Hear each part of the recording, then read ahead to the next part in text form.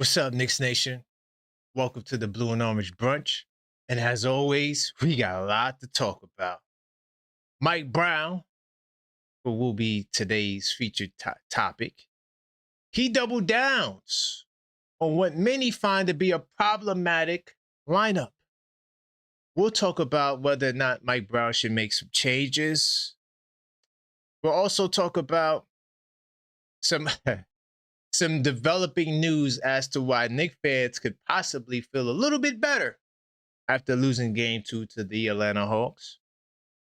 Landry Shamet, who was balling during the regular season, apparently his struggles in the postseason continue to linger. Could there be a possible solution that matter? And what should Landry Shamet do? Should his minutes be cut? We'll talk about that. Of course, today's flagship topic is we have some news, man. Mike Brown.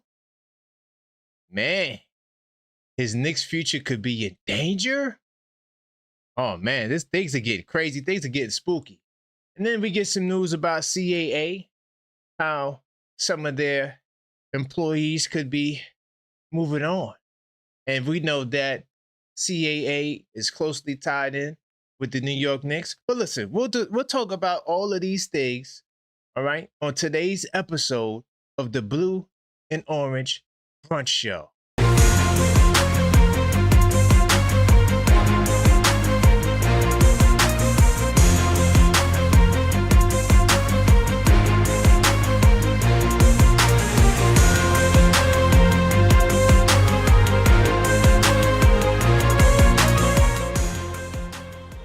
Welcome to the show. I am your host, Karan Pierre, the Objective Fan. And I'm straight out of Kings County, New York, city's finest. Man, you know the vibes. Tell a friend that we live, man. Hey, welcome to the show. Hopefully you guys are having a fantastic day. As you guys know, before we begin the show, we have to address the proper formalities. We gotta smash that like button. So as you enter the show, smash on that like button. It's very important to the algorithm. That we gotta let YouTube know that this is the place to be every single afternoon. All right? And while you're at it, you might as well subscribe, because we know that in the last 28 days, well over 50% of you guys watch but are not subscribed. So help us close the gap today by subscribing to the channel. We're on the road to 10,000 subscribers. And each time we reach a new milestone, we have special subscriber giveaways. The first giveaway is the 5K giveaway, where we will give away this rookie Jalen Brunson trading card. All you have to do is subscribe. No phone numbers, no emails, all right? No janky websites. Subscribe, and you could be one of our lucky fans and loyal subscribers, not fans, subscribers, to win that card. Big time salute to everybody in the building. I do appreciate you guys, man. Knicks Nation, we in a good space. We're in a good place. A lot of teams falling and folding. Oh, yeah, we going to talk about that. We see who's in the building. Big time salute to Crib's dad. I see you, early bird, in the building. Of course, Maxine, the super producer. My man, AP, one of the mods of all mods. I appreciate you, family. Mellow Mike in the building. Big time salute to you, Mellow Mike. I see Cleo in the building. My man Sean in the building. Definitely, as you enter, smash that like button. Now, last night was a crazy show. All right. I had to defend my man, Captain 11, Jalen Brunson. There was a lot of false narratives and people putting stains on his name. We talked about Brunson not passing the ball to Karl Anthony Towns, and Brunson, is he the reason or is he the source as to why Karl Anthony Towns is not getting the ball? It's a powerful show. I think you need to go watch it. All right? Right after this one. Especially in between games. You know, it's the playoffs, so we always got a lot of time in between games. Tonight, we will be back for another evening show. I have a lot that I want to address. And of course, every day this week, we got Blue and Orange brunches. Right? From anytime every day between Tuesday and Friday, we're here in the afternoon. So, and of course, tomorrow we got the game 3. And you know we're going to do it where there's smoke, there's fire right after the game. Okay? So let me get this thing started. I'm going to go into research mode, man. And there's a couple of things I want to address. We're going to start looking at the scores from the previous night as we always do. And then we'll go into the games of today. So, bam, let's go into research mode. All right. Now, I have no idea what this guy, Stephen A. Smith, said today. He did show up to work. I don't really give a goddamn about what he had to say. But if you did see the show, did he keep the same energy? Because the Boston Celtics lost game 2. So did he keep the same energy as you see on the screen? I watched this game in my 82 nights, all right? I watched both games, and I took detailed notes, copious notes, because I'm doing my research, y'all. All right? I'm doing my research. And what I noticed in this game, man, Boston Celtics 3-point defense is trash. And that's going to be a major key in any showdown. But that brother VJ Edgecombe has me rethinking the whole no experience thing. The way he operated in the mid-range, it was like this brother was a veteran. I couldn't believe it. Philadelphia 76ers shocked the world and get the win against the Boston Celtics. Portland Trail Blazers benefit from Wemby getting a concussion. I don't think we have the results of that concussion. I'll look into that. But, you know, the Portland Trail Blazers capitalized on the opportunity. I didn't get the chance to watch this game. I do plan on watching it. But they managed to get a win. And this is why, you know, the playoffs are so unpredictable. You just don't know what's going to happen. I do know this brother, Scoot Henderson, got busy last night. For real, 100,000%. And then one of the only series to be defiant or definitive, this and the Cleveland Cavaliers, it's shock. I'm telling you, there's no way you could predict this stuff. The Lakers go up 2-0 to the Houston Rockets last night, and they had KD. Can y'all make that make sense? LeBron James turning back the hands of time. Solidifying himself. By the way, I did my research because I don't trust what nobody says. All right? Because a lot of people on TV, as we seen the other day, they make mistakes too. So just because you heard it on TV, it doesn't make it a fact. So I learned something. Since 1984, all right, the team that has won game 1 has won 77.8% of the time. Okay, they said 80%. I did my own research. It's 77.8% of the time. The team that wins game 1 wins the series. So does this put the Lakers in position to win the series? They protected their home court. Now they got to go to Houston.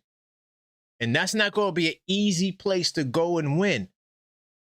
But y'all let me know y'all thoughts on that if y'all want. Okay? But that's the games from last night. Now let's look at the games tonight. Now listen. Oh, also, last night we did a night show. Hold on. We did the night show, or we roasted the Boston Celtics last night. Okay? So tonight could be the opportunity for the Detroit Pistons to receive the same fate. The Detroit Pistons play tonight. They are a -8.5 favorite. Heavy favorite to win at home. But I'm telling you right now, if the Detroit Pistons lose tonight, I will call all 20 of my Pistons Knicks haters, and we will roast them together. Salute to my man, number 13. He's fire. Everybody love number 13. Y'all remember Detroit number 13? He's fire. We're going to call them all tonight if they lose. Oh, yeah, we're going to keep the foot on their neck. And do you think could you imagine if they lose, do you think that they will be swept? Get them out of here? Get the brooms? Damn. And then, of course, the Oklahoma City Thunder, they play tonight as they look to go up 2-0. Strange things are happening. Strange things are happening. Will the Thunder lose tonight? If the Thunder lose tonight, I'm telling you right now, ain't nothing certain in these playoffs. And the more uncertain the playoffs are, the better it is for the New York Knicks. A team that no one takes seriously. The best team in the East lost last night. And what a better way. We might as well start there. The best team in the East lost last night. The Boston Celtics. That's not my words. That's according to them and what they say. All right. Put this on the screen so y'all can see it. This article came out, and I know a lot of Knicks fans was going crazy. I was watching y'all. We went crazy last night. And it's funny because, you know, we got so many haters, right? Now the Atlanta haters are popping up out of nowhere. Where were y'all for the past week when I said we was going to dust y'all off in 5 games? Now y'all want to show up? When we beat y'all tomorrow, y'all better show up. And call up the goddamn line. Don't be scared. Don't worry. We can have a conversation. But we got so many haters. So when we lost Monday night to the Hawks, I got a call from a Boston Celtic guy. Y'all know his name. He's always in the chat. He's probably in the chat right now. So we called him up last night and roasted him. That's what we do. But because of that, a lot of you guys feel a little bit better. I could relax now. Oh, it's even. Oh, man. We don't have to worry about the Boston Celtics because they also lost too. The Knicks and the Celtics are in the same place. They both lost game 2 at home. Now, isn't it ironic, y'all? Didn't I tell y'all yesterday? I said, I pointed out on this same show yesterday, the 2024 Celtics, the year they won the championship, they lost game 2 at home to the Miami Heat with Jimmy Butler. Didn't I tell you that yesterday? And it's only fitting that they lost last night. It's the playoffs. You're going to lose games. It doesn't mean you're going to lose the series.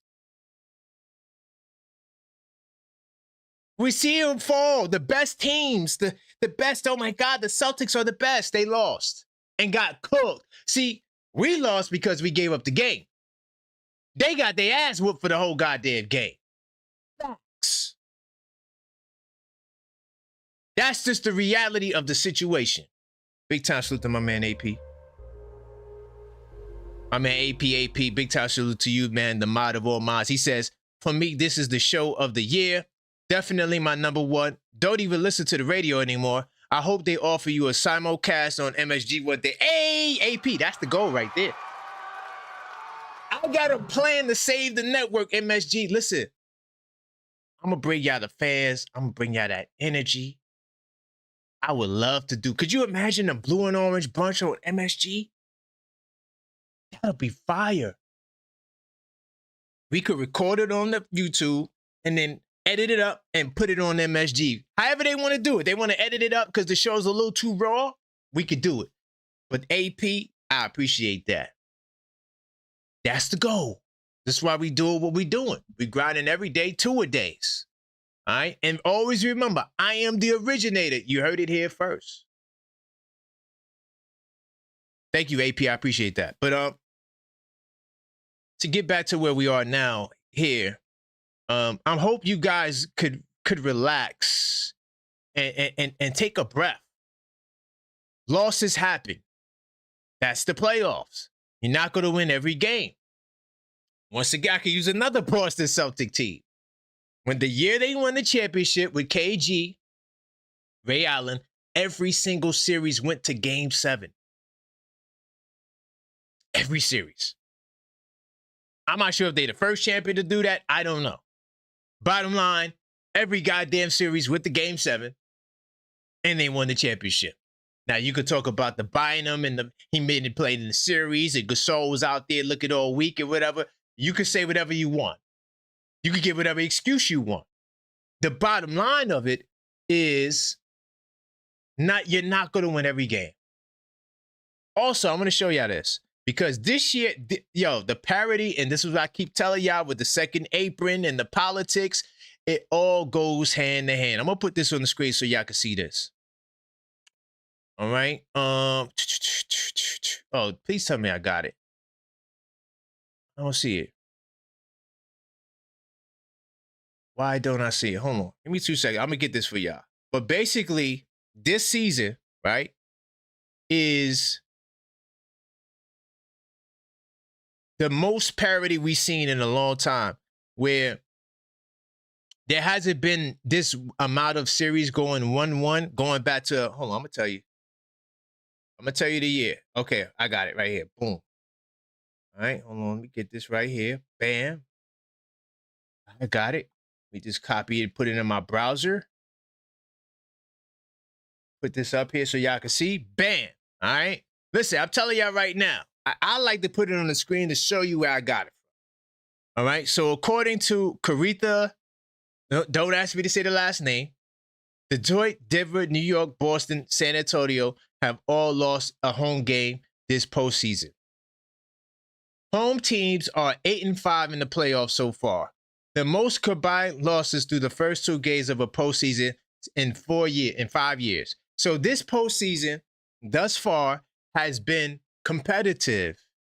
Everybody's in a dogfight besides, but even Cleveland and the LA series are the only 2-0 series right now, right? We can see tonight with the Thunder. But the reality of the matter is Toronto could win the next 2 games at home. I wouldn't be surprised. Just like Houston could win the next 2 games at home. So just because you go up 2-0, it don't mean that you got the series won either. The magical number for that usually is 3-0, okay? So relax, New York City. It's okay. If you're just doing the show, I didn't talk about Mike Brown's future yet. I'm going to get to that. I'm building my way up to that. It's a couple of things I want to talk about. Then we'll get into them phone lines, and we'll go from there. All right? Let's see. Now, I also want to talk about another element. Since we're talking about Mike Brown today, there's a couple of things about Mike Brown that I think we do need to address. Now, I get the point of making adjustments. It's very important. You know, you can't do the same thing over and over, over and over and over and over. I get that. However, we may have an issue here, ladies and gentlemen. And I say may because I don't know. I think we're a better team than Atlanta, so it may not cost us the way it would against Boston. But I'm going to say this. Mike Brown doubles down on the problematic Knicks lineup after the Game 2 dub. What is the problematic lineup? All right. The problematic lineup is, let me get to some numbers here. So at the start of second and fourth quarters, the lineup of reserves led by all-star center Karl-Anthony Towns. That's how it used to be. So basically, he used to lead off the second quarter and the fourth quarter. However, recently, he's been on the bench with Jalen Brunson and then mirroring each other's minutes. Okay? Now, in the first 305 minutes of those lineups, the Knicks lost by 63 points. But after March 1st, the group was a plus 32 in their 137 minutes of action, especially given that last stretch of the season when the Knicks had seemingly elevated their operation. What they're talking about is the minutes without Brunson and without Towns, okay? All right? So we lose it by 63 points, but then recently they've been a plus 32, okay? All right, does that make sense? Do we understand? We follow? Okay, cool. Now, because of these numbers, and I know they value stuff like this, that's why we don't see a double big lineup, because of stuff like this. This is why he made the change, okay? Now, of course, Mike Brown has a tendency of deflecting. He does it a lot. He deflected the Game 2 loss, and by saying that wasn't the reason. This is what he had to say, and a lot of us may have heard this before, but I'm going to read it again for those who hadn't. He says, we played that lineup quite a bit since the end of the season. That lineup is pretty good. The lineup is, if you don't know, Mitchell Robinson, OG Anunoby, Landry Shamet, Jordan Clarkson, Deuce McBride. That's the lineup, okay? We played it a bit since the end of the season. That lineup's pretty good. We weren't good tonight, and we turned the ball over a few too many times during that period. But we had opportunities where our starters were in, and we were up 8-10 in Indiana. and Atlanta closed it. All right, that's what Brown told the reporters. Now, let me say this. He's right on that last part. Because in the fourth quarter, it wasn't the bench that caused the loss. It was the starters. They had a 9-point lead when Brunson and Towns came in the game. Wasn't the bench's fault. Okay, not in the fourth. Now, in the second, it was. See, that part, he conveniently left out. That part, it wasn't there. Okay? I don't know the plus minus on the lineup. I didn't look it up. I don't really care to look it up. The bottom line is, you're basically a zero. It's not a positive impact. So if you do good in the fourth quarter, but you do bad in the second quarter, that's not really helping the team. Okay? I do think that, I'm going to say this. I do think that they need to go back to the way things were. And I'm not saying it's because Brunson and Cat don't play together and Brunson don't pass Towns the ball. There were plenty of scenarios where Towns was not getting the ball when Brunson was on the bench. That told me it's not Brunson, it's the system. And I did a great job eloquently explaining that to y'all last night. All right? Some of y'all didn't want to accept it. Oh, no, but Brunson this. And then you start talking about, well, in the fourth quarter of last night's game, Brunson didn't pass. Brunson doesn't pass down the stretch in no games. It's just we lost. If we would have won last night, no one would have cared. Brunson usually wins the games. We're normally good in the fourth quarter. We had a bad night. It's going to be all right. I do think Cat needs to be more involved with going downhill. He's one of the better driving big men in basketball. It's a fact. The numbers corroborate that. All right? Big time salute to Passion Over Profits, sending the floating heart. I do appreciate that. Big time salute to you. So I think he needs to separate them. I'm not sure what you guys think, but if you call up, we could talk about it. All right. I think that, yes, while I want the two-man game to persist, and it can, there's opportunities. They're going to close the game together. They're going to start the game together. That's fine. But you need to fortify your bag offensively by keeping your best weapons on the floor. That's all it is. It's not about them playing together. It's about them maximizing our offense when and basically just having one of them on the floor the whole time. That is really that simple. Okay? All right, that's all I'm gonna touch on with this topic. And then I gotta talk about CJ McCollum. All right, the villain who's not a villain. The villain who is not a villain. I want to share this Atlanta Hawk fact, okay? Because we got to study Atlanta. You got to know your enemy, all right? If you're going to battle, you go into war, you have to know who your enemy is, okay? And that's exactly what we're doing on these shows. Because every day I'm gonna give you nuggets about the Hawks. And tomorrow, I'm going to do my 3 keys as to why the Knicks will beat the Atlanta Hawks in Game 3. We'll talk about that tomorrow. But TJ McCollum did it against the New York Knicks, okay? Now, listen to this. He made history. The most points in the first 2 playoff games as an Atlanta Hawk, 62 Trae Young and 58 CJ McCollum. He's second behind Trae Young. I told you, this isn't another I told you so moment. Anytime I get a chance to tell you I told you so, I'm going to tell you because I told you so. I told you that CJ McCollum was going to be their best player. Did I not tell you that? There's a reason why I said that.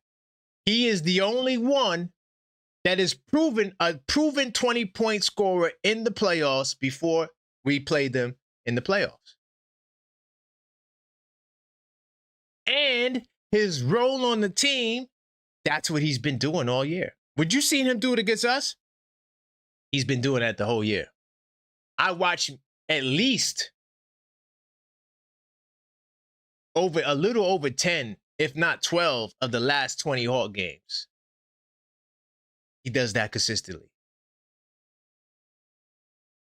That's what he does. The other guys don't have no experience doing that. That's why I said I think he's going to be the best player. Plus, I don't like the Jalen Brunson matchup. You know, I really don't. I think that we need to limit our time putting Brunson on him, but that's a whole nother topic. All right. Wow, big time salute to Passion Over Profit for all the jewels. Okay. I see jewels, gold coins, okay, sparkles, okay. Big time salute to you. I do appreciate that. All right. As far as CJ McCollum, what are some things we could do to slow him down? All right. What are some things we could do to slow him down? One of the things I've been preaching is to take Brunson off of him sometimes, not the whole time, but I want to see how it looks to see Brunson on Daniels. I know Daniels is a power forward in their system. I know that. But I just want to see what they're going to do with the screen and roll, because one idea I had, and I think I shared this, was let's blitz the pick and roll then. Let's blitz it. Let's blitz their pick and roll. Dyson is not really a threat to score like that. And if Dyson is the one getting buckets, okay. You think they're going to win with Dyson being their leading scorer? We hadn't seen it.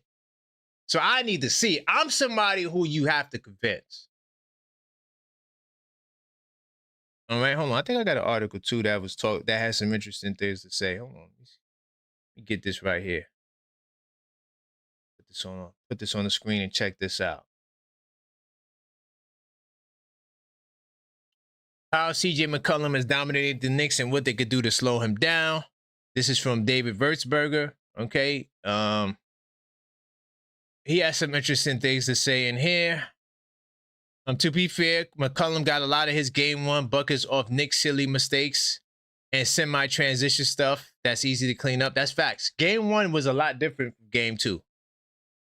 He burned every other Knick that ends up guarding him via switch. Changed matchup, all on screen and rolls, and he's going downhill. He can shoot, but he's going downhill. That's one thing I like about the Hawks. While they shoot threes, they get downhill. They three best players, all downhill. Johnson, Nickeil Alexander-Walker, McCollum, downhill. I love it. That's how you got to play. That's a recipe for success. All right? But in game two, it was a little different.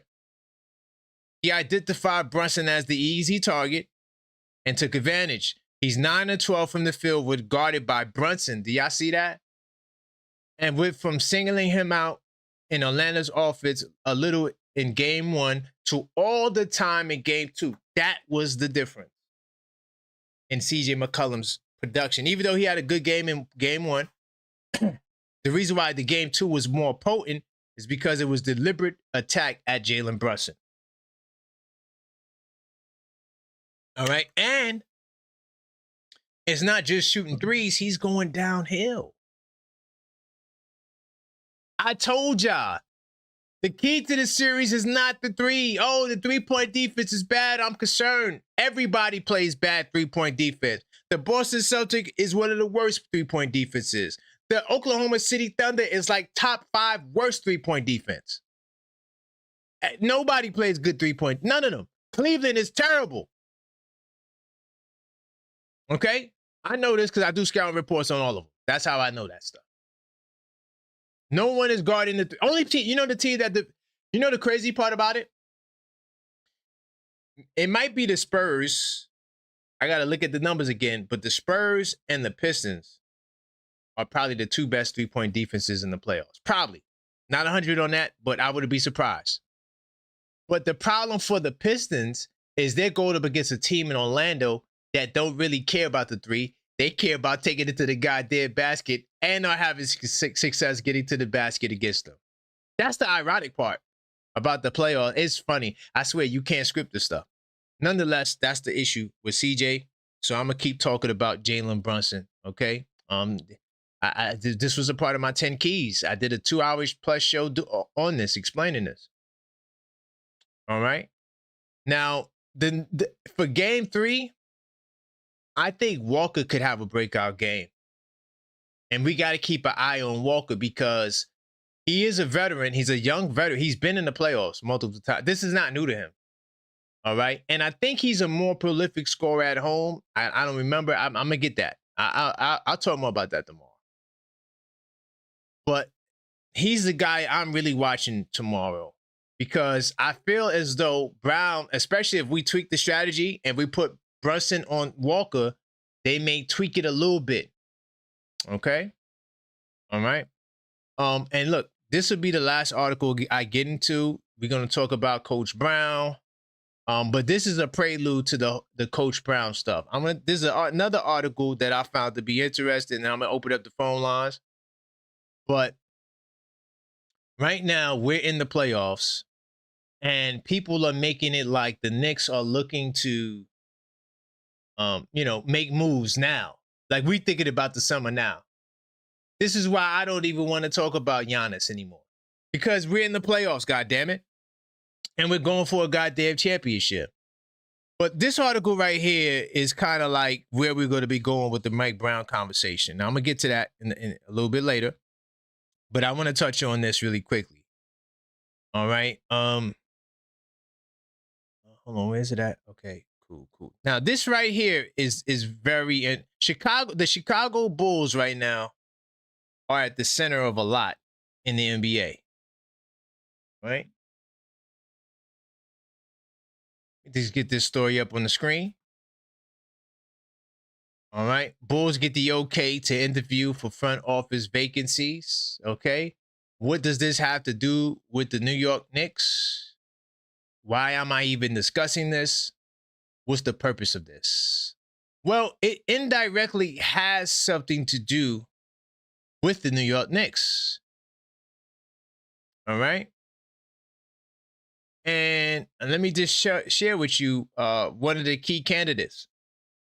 So they get the permission, right, to do the interviews. And they have a sweeping list of people that they're looking to talk to. All right. Now, here is the key part of the article.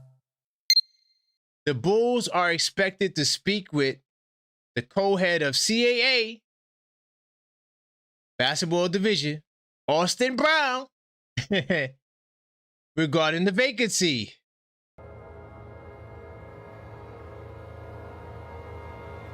So the Bulls are looking to pull a Leon Rose move. They're going to CAA. Now, I don't know if Austin Brown's has the connections that of Worldwide West. Maybe they're part of the same company. I don't know. But CAA could be losing its co-head right now. And that is, I'm telling you right now, that Chicago Bulls job, whether it be coaching or whether it be the GM, that is a high value job in the NBA. We all know what the Chicago Bulls represents to Chicago. We know about the bald-headed guy, okay? Anybody who gets the job and can turn around the Chicago Bulls, you will be a legend. That is a huge job. So CAA could be losing another one of their guys. What's going on? Now, the list is long. I mean, there's a lot of other people. They got permission to speak with other teams' GMs. Okay, vice president, the whole lot of other guys. All right. I'm not sure if we know any of these guys. Bryson Graham. I don't know. Matt Lloyd. Okay, cool. So, yeah. I just thought that was interesting. And we're going to connect Chicago because Chicago has a lot to do with a lot that's going on today.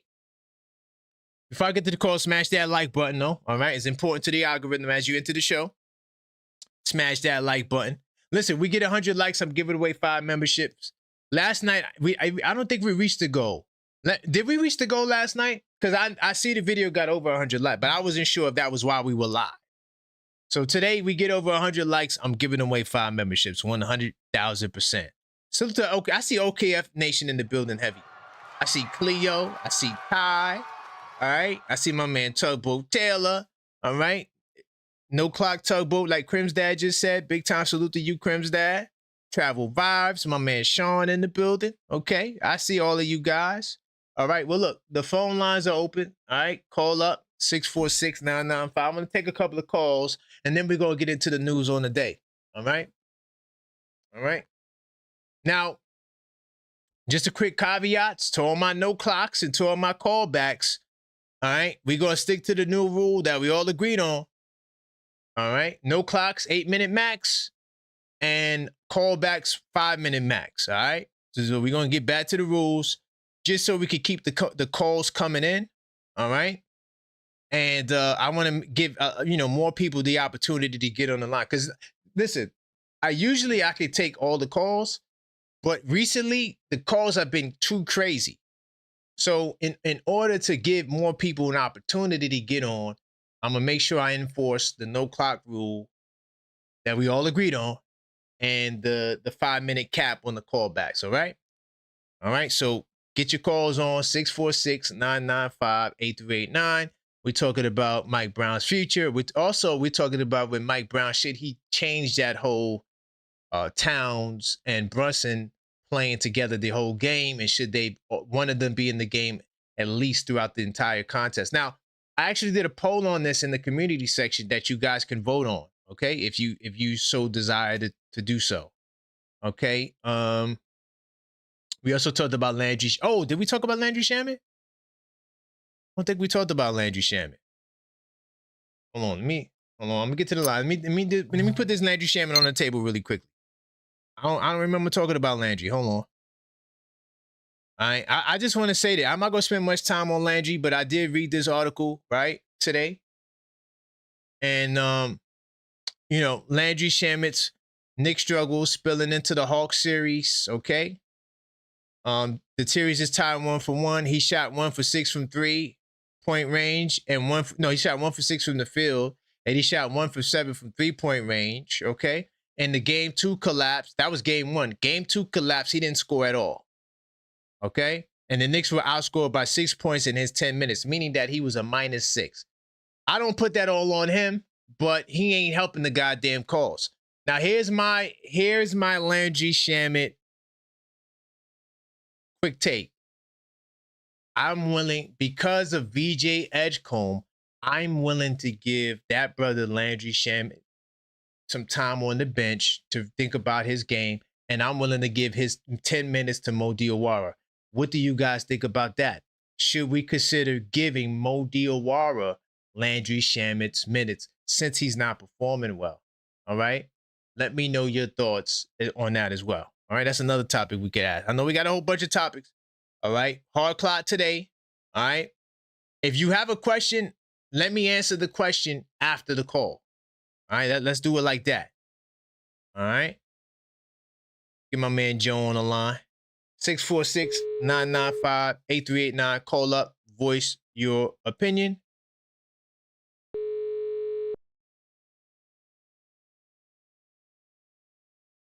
See if my man Joe answers, and smash that like button, all right? What's good, Joe? The most optimistic Knicks fan in the building. Hey, what say you? Let's go. Thanks for taking my call, man. Now, I know we're talking about the bench lineups right now. We're talking about Shamet, so I want to chime in a little bit. Okay. When it comes to the bench, I've said, I feel like we have a really good off the bench lineup when it comes to Deuce, Shamet, and Clarkson. But just because of the way that they're playing right now, I kind of do want to mix things up a little bit, but I don't necessarily want to see Diawara. And I think you know who I want to see come into the game. Who's that? Jeremy Sohan. Oh, yeah. But you can't play him with Mitch. That's the only problem. That's the only problem. Yeah, I understand that. But with Sohan, man, I feel like he's one of our better off the glass in the paint style players that we have. Like, he can get the lob. He can play off the glass, get those defensive rebounds. Like, we need someone that's going to crash the boards and get those defensive rebounds for us. And if he's going to do better at that than Mikal Bridges or Josh Hart, I think we should use him. I'm not saying start him, but I'm saying if he's going to give us that type of production, he definitely needs to be coming off the bench. And I got you. We got a lot of the same thing with Deuce and Shamet and Clarkson. Why can't we throw in a point forward or a power forward instead of another guard? You know what I'm saying? Like, I feel like when we try to do too much of one thing, it kind of backfires a little bit. But I mean, you're saying Mo Diawara. I mean, we could try Mo, but for me, I want to see more power forward play. But also, Okay. like the last game we played, we only had 22 assists. For me, my magic number for assists is 26. And if Sohan's being an outlet, I think we could get those numbers up. And like I was saying, if Deuce was hot right now as a shooter, I would say we could keep Alvarado. But if our shooters aren't hot right now, we got to try to see what else we have in Kolek. That's my opinion. I mean, I know you guys Oh, don't want to hear it, but Kolek, he's a good facilitator. Right now, I feel like we could use a facilitation, and he can be lethal from three. I've seen him make his shots. So, right. So we're gonna put another defensive liability on the ball on the floor. I don't know. I hear you that on that. I hear you with that. That's up to Mike Brown. He's got to figure that out. But like I said, Yeah. when Brunson's not in the game and we need ball movement, Kolek is a good way to go. But yesterday, a caller said, if it was anyone else besides Mikal Bridges, we're going to kill him. But my rebuttal to that is Mikal Bridges has been making some game-winning shots, some game-winning plays for us, like last year in the playoffs versus Celtics. Right. Like we went to Boston and we stole two. That's why I think when we go to ATL and we're away, that's being home or away for me in the playoffs. It is a make or break. I still feel like we could come and show out at away games. 10 seconds. So, got you. hey, man, thanks for taking my call, man. No doubt, man. I appreciate you. All right. It's my man Joe and AC. Keep the calls coming. 646-995-8389. Call up, voice your opinion. Let me know your thoughts. And also, smash that like button. Very important to the algorithm that we get the likes up. All right. And keep the calls coming. We're talking about a lot. I didn't mean to go to the screen, but these are the rules, okay? And like I said, we're going to stick closer to the maximums today, all right? But keep the calls coming, though, all right? 646-995-8389. Call up. Voice your opinion. We're talking about Mike Brown, some of his decisions. Could this be the end for Mike Brown? We're going to get into that. Got some news. And honestly, I don't know, man. It's just a lot. The way the league is formulated, I'm going to keep it real. Some of it's like, I always say this, and I joke, I talk about NBA cheat codes and things like that. But the truth is stranger than fiction, man. Like, you don't have to make this stuff up. It naturally, by itself, it just gets interesting. Like, Wemby last night, he bumps his head on the ground, and I'm like, man, that's a sad, he had the concussion, right? And the Portland Trailblazers won. Now, imagine somebody put big money on Portland last night. I'm going to put my money on Portland. They going to win. Watch. Just like that. You came up out of nowhere. And so I'm somebody that believes that you give credence, or not credence, but you give consideration to what people say. Like, nothing is too outlandish, right? A lot of people, of course, are stuck in conspiracy land, and this is what they do.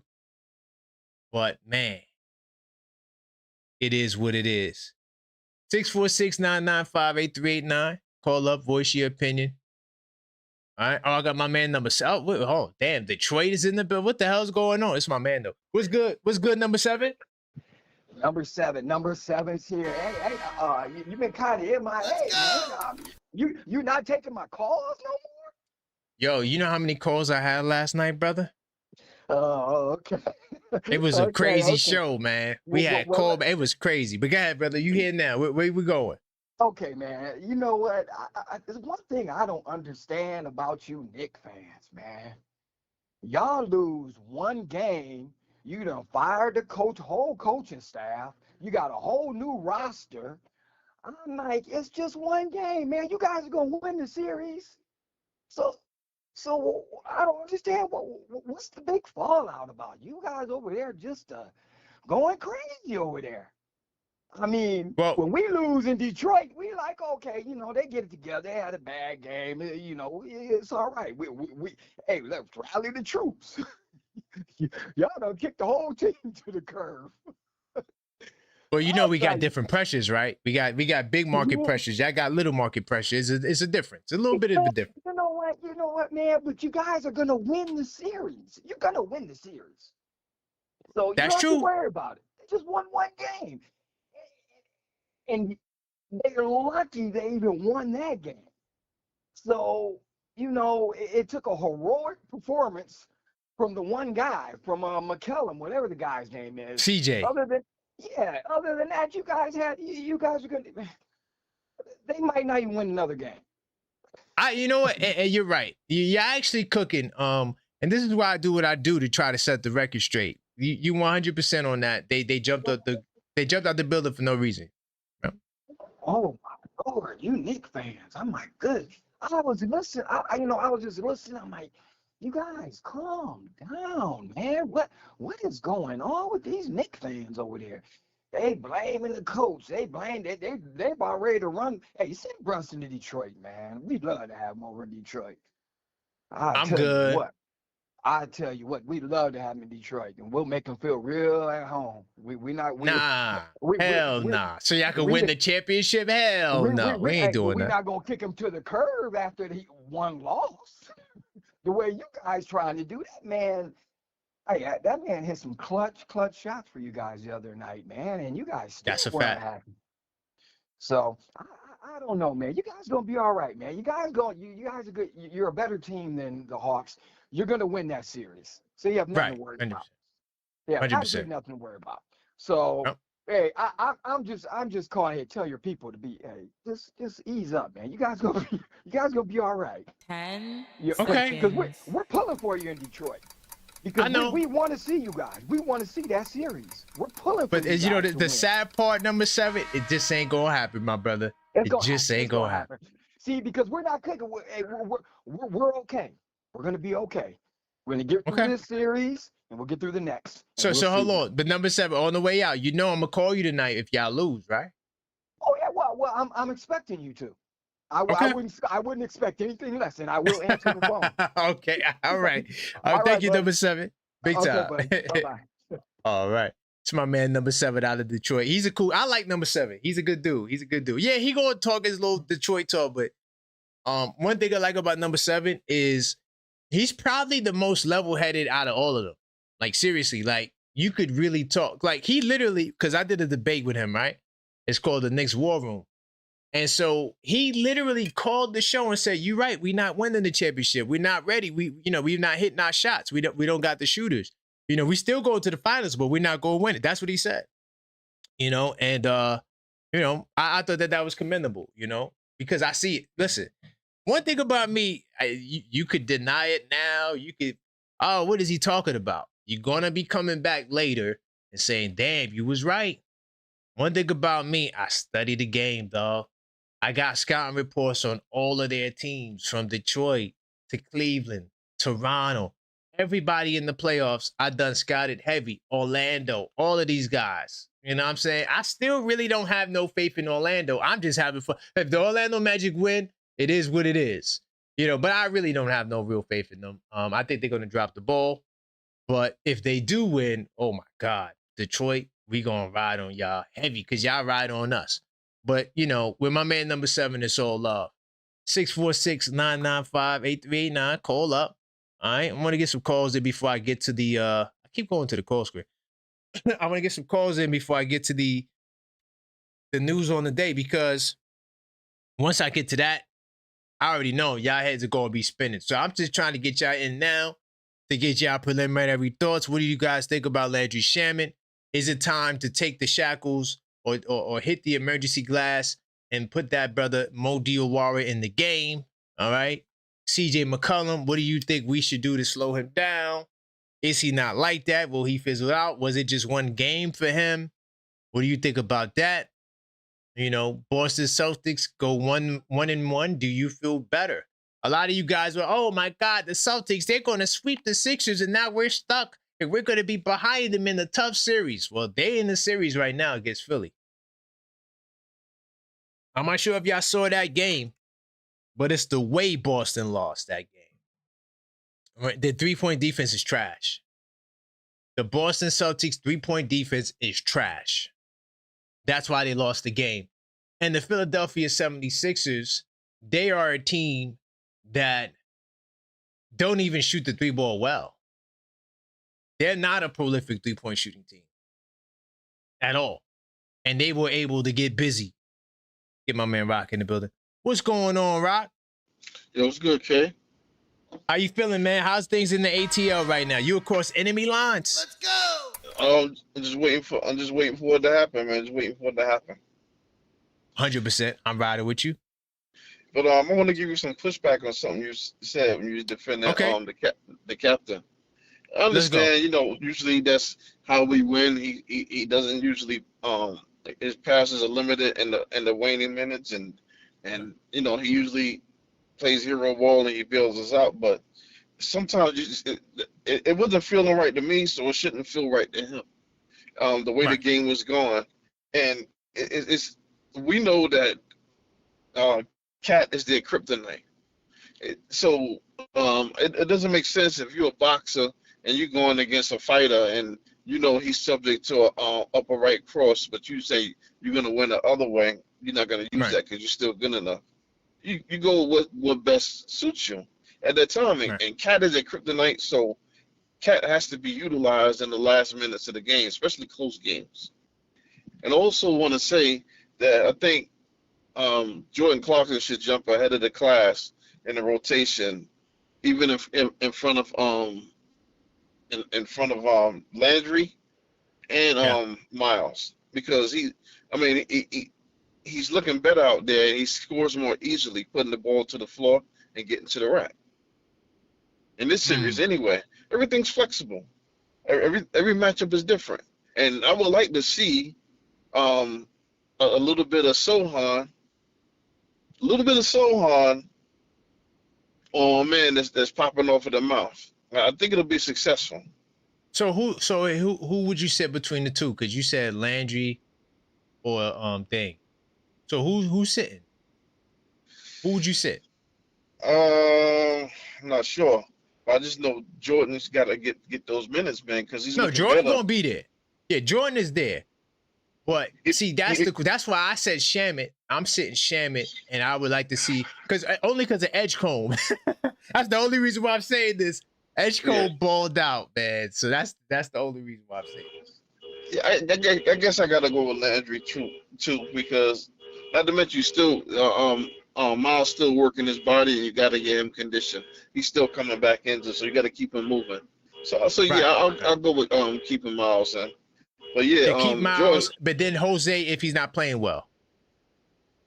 Yeah, Jose definitely got to get more minutes now, because when he came in the fourth, he was very disruptive. The 100%. ball was flowing and everything. And I'm waiting. I don't know why he hasn't done it.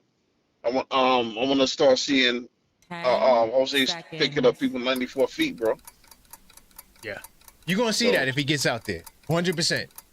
Oh, but yeah, I'm looking forward to Detroit taking the L tonight, man.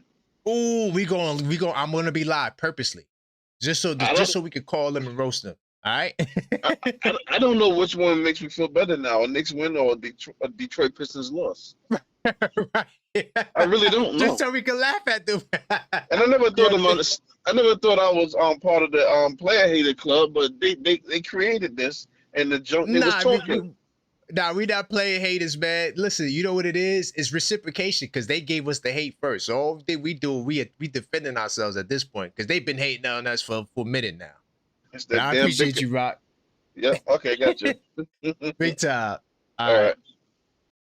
Hold on. I just checked the Cash App. My bad to the Cash App crew. I literally just got on there. Big time salute to Cleo. She said she want to hear from Ty. Listen. Cleo is legendary, and she wants to hear from Angie. So I'm going to give them two a call right now. And I'm gonna jump right back into the queue. Okay. All right. So let me get them on the line right now. My man Ty, me and him, we had an intervention last night. It was pretty crazy last night. With me and Ty, but we both want the same thing. It's just it was crazy. Let's see if he has Cleo. I'm calling Ty first, and then I'm calling Angie. All right. Let's see if he answers. If he doesn't, Cleo, I'll save that for him later, or he'll call back. Because I'm not sure if he's working. You know, he might be busy. It's kind of early in California right now, but we'll see. All right, we'll see what happens towards the end of the show. As soon as he calls back, I'll get him on. Please leave your. All right, and now I'm gonna try Angie. All right, this is a request to caller. Okay. So let me try Angie now. See if she answers. If not, we'll save him for later, Cleo. Karan, what's going on? Angie in the building. So you know, Cleo, she said she wanted to hear from the OKF ladies. And she requested you to get on. Shout out to my girl Cleo, but you know we supposed to get Ty. I'm gonna have to pay. No, we'll get Ty. Okay. He's in California, so it's a little early. He normally calls like towards the end of the show, but we'll see what happens. We'll get him. Gotcha. Okay. Well, this is what I want to say. You know, I tonight these are the three individuals I'm looking at tonight. I'm looking at number one. I'm looking at Coach Brown, because I think I shouldn't even say I think. I know Coach Brown is being paid as the head coach to make it work on the floor with Brunson and Towns, right? Okay. It shouldn't be optional. Let's just try to split them up. No, that's what you're being paid for. This is our number one and our number two. You're not being paid to figure out how to keep them separated off the floor. Obviously, I think Towns, operates better with the second unit because he becomes the number one with the second unit. But he's being paid. He was brought here to figure out how to make sure our number one and our number two can take us to the championship. And so if he can't do that, then he's failed to do what we hired him to do. And so I'm looking to see that adjustment that he does on the floor tonight with Brunson and Towns. The other thing I want to see is Shamet and Deuce are both playing for contracts next year, right? They're both basically free agents or restricted free agents. So if they're still, playing the way that they're playing, not showing up, then we know that they just in whatever we want to call it, a slump or whatever. So we have to, our only one that's been showing up is Clarkson consistently. Clarkson is doing everything. He's rebounding, he's finding, he's doing the little things and everything. So Clarkson, to me, should be put in before Shamet and Deuce.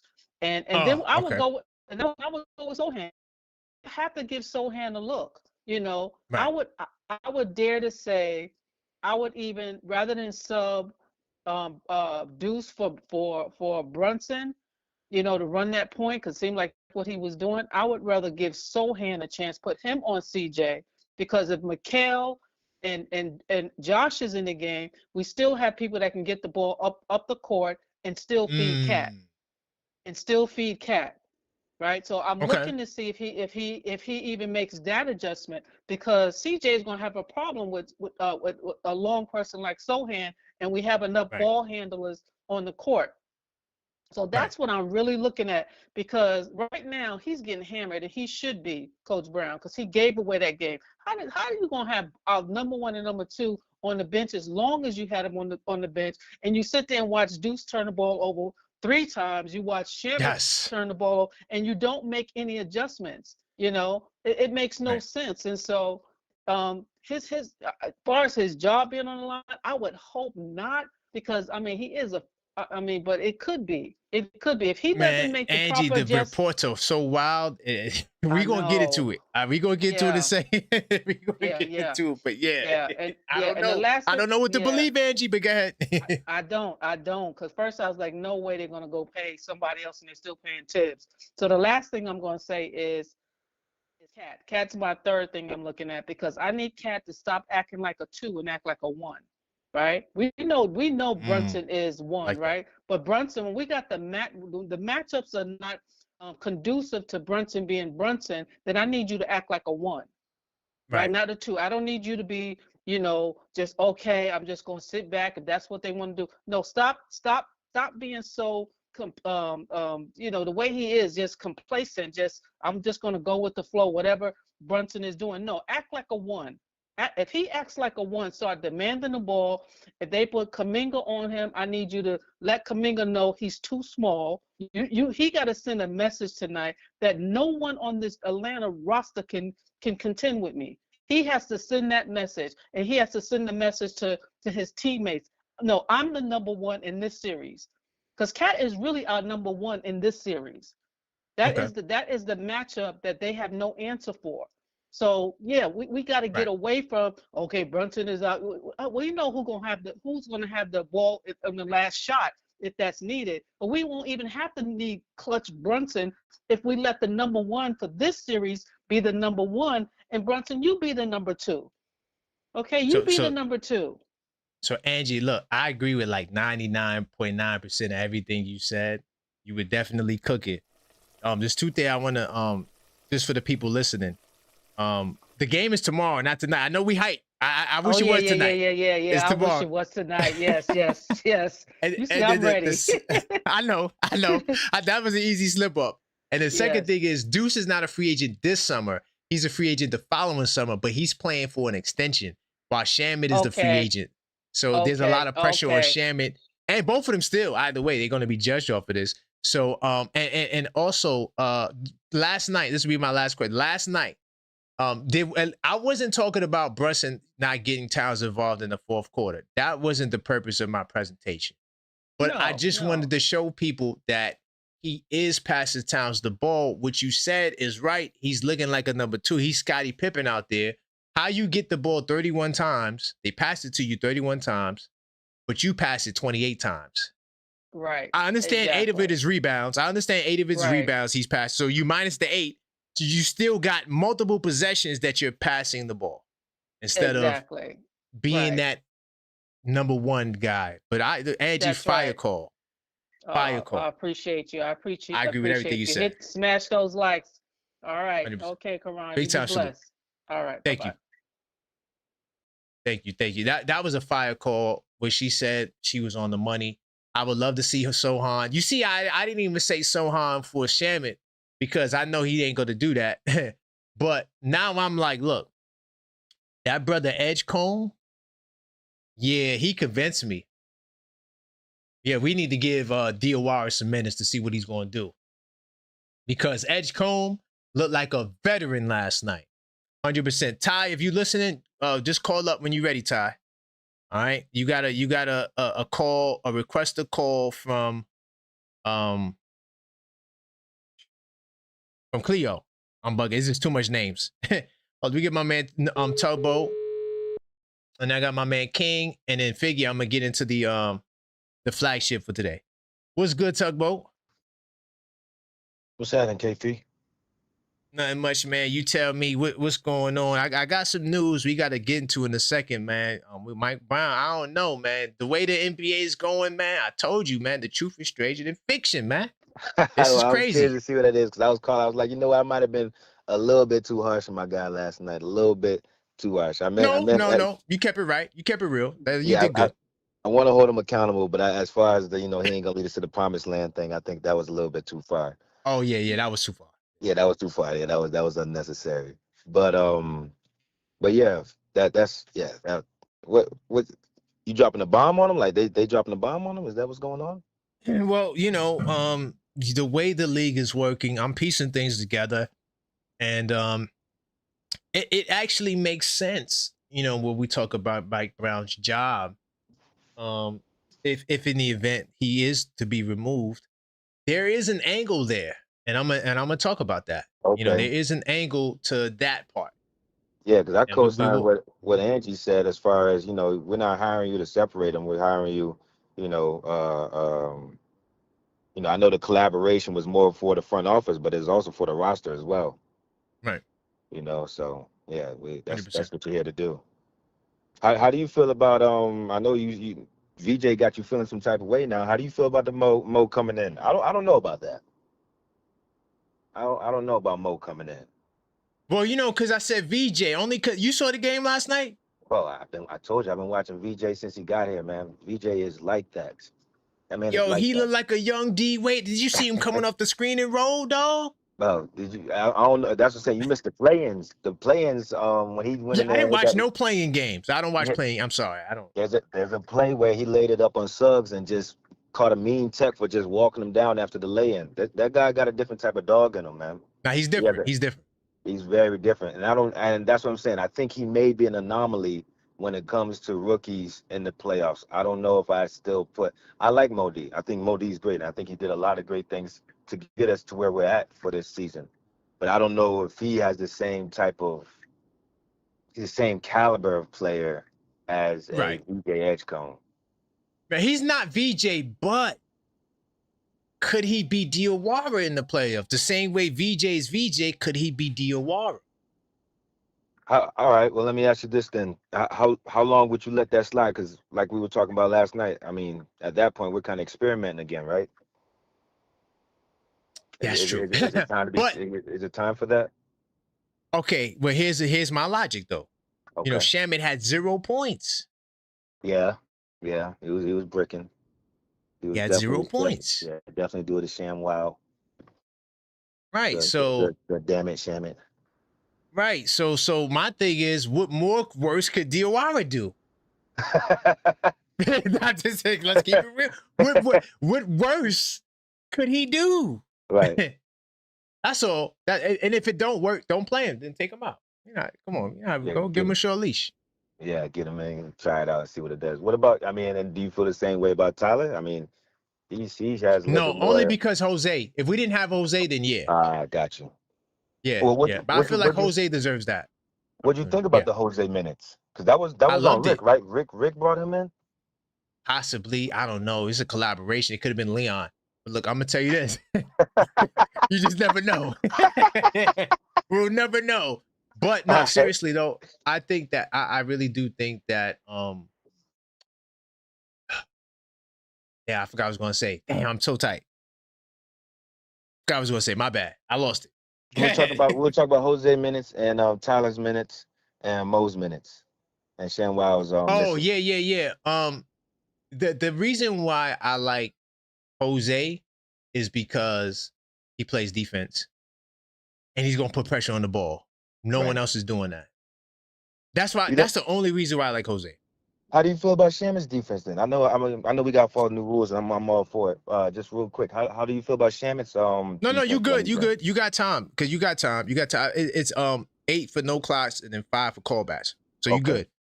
You said how I feel about Shaman's defense. It's solid. I think all of the defense is fire. I think everybody's defense is fire. To be honest. So now we can't even use defense to say, well, that guy should play because they all play defense. Right. Yeah. All right. Well, I'm curious to see where this Mike Brown angle's going, because I got you. Yeah. I'm gonna get to that. Yeah, I got you. Very curious. All right, bro. Appreciate you calling me back, man. Great show. Big time, no doubt. Thank you, family. Thank you. All right. We check in with the Cashapp gang. Hold on. Oh man, big time salute to Angie. She want Ty on the line, so now we got 2 call-ups for Ty. Hold on. And we will use him. And then El Figgy's in the queue too. Oh, and Cleo. I don't know if Cleo could get on. I'm gonna try them though. Hold on, let me get Figgy right here. Hold on, let me get Figgy. I'm gonna try Figgy now, and then I'm gonna introduce the topic, and then I'll try Cleo, and then I'm gonna go through the queue. What's good, Figgy? What's good? What's good, Karan? What's good, fam? What's going on today? What are we talking about? The OKF Nation's most requested caller. You was requested, by Angie. Oh, man, thank you. And I'm telling you, Angie, by the way, I just want to say real quick on the call she just had with you, Angie, her voice is smooth, her delivery is smooth. Yes. She spits straight facts, knowledge. She breaks it down for people who maybe just need to hear. You know, sometimes you need to hear some hard truths, but it comes from a place of love because I know Angie, you know, she bleeds orange and blue like the rest of us, man. 100%, 100%. And I love her argument to keep Brunson and Towns together. Yes. And that's what we're paying him to figure it out, you know? Absolutely. And I'm there for that too. And like I told you last night, Karan, I don't know why one of them has to be on the floor at all times. One of them has to be on the floor at all times. And that's the way we've been playing for 82 games, really, for the most part, except for a couple of times that Mike Brown, you know, kind of threw a little fun monkey wrench in there with the Toronto Raptors or with the Brooklyn Nets. But we're in the playoffs, man. We can't be playing with our food right now. That's enough. Yeah. You know, he's looking at that plus minus. You know that, right? He's looking at the plus minus. Yeah. Of course he's looking at the plus minus. I'm sure he is. But it's like, yo, like I told you last night, I'm not worried about the loss to Atlanta. Like I said, I told you this the night that it happened. That was a gift. Consider it a gift from us to you. That was a gifted win. It's not gonna. If you think that that's gonna happen twice, even you saw the players. They got down on their hands and knees. They couldn't believe it. Yep, they were praying. They were like, "Thank you, God." Yes, yeah, that was a gift. That was a gift. That's not gonna happen again. That's not a sustainable win. Look, Mike Brown, he has to look at what's going on the court. He has to. First and foremost, when we have a good lead and we're getting out to these double-digit leads, 13, 14, 15 points. I think at one point it was like 19 against them in game one.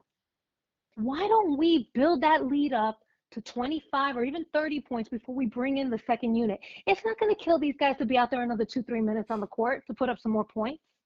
That's how you put your foot on the neck of an opposing team. I agree. You know, the funny thing about what you just said, I call the Atlanta Hawks, they're the king of the fake comebacks. I've seen them come multiple leads to from 20 to 3, like they did it to the Cavs. That last game, the Cavs beat them, but then the Cavs still won the game. So, you know, they are formidable in those circumstances. It's like their team, like how we always say we got to be down to play up. They're kind of the same way. Well, look, Mike Brown's got to put away his little, whatever he has, like a little schedule, a little sheet in the back of his pocket that says, time for the second unit. Nah, man, come on.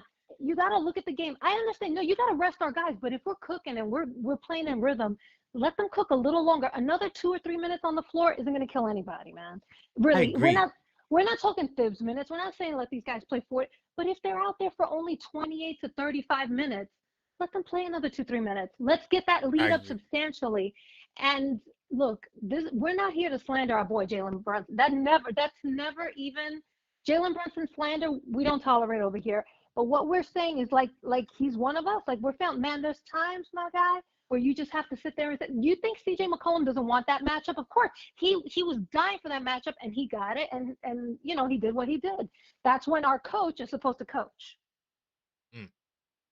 And say, look, man, we if you have to sit out Jalen in that moment and you have to put in a defender like Clarkson, like Angie said, hey, maybe Thibs used to do that. Remember, Thibs used to sometimes sit Jalen out in the last few minutes if we had a substantial lead because he put in defense. Yeah, I mean, but if you sit Brunson, then you know OG's turning over the ball. I don't know if that would have worked because even still, like this is another thing I didn't really share last night. When they say that Brunson's the reason why Towns doesn't get the ball, there's times where Brunson's on the bench and Towns still don't get the ball. It's because of the system. It's not about Brunson, it's about the system. So in terms of what you're saying about sitting him for the defensive reasons, I'd say just change the lineup up. Maybe we need to put somebody that can give us the flexibility to move Brunson around. You know, I don't know. But I just don't like sitting Brunson because I don't know if you could trust these other guys. Maybe. He wasn't getting his shots up except for that last one, Karan. That's a good one. And here's the other thing that I was even arguing yesterday, saying that our coach, this is why I didn't like the Brunson hate and the Brunson slander. This to me was on Coach Brown yesterday or the other night. We had them in the penalty with 7 minutes left.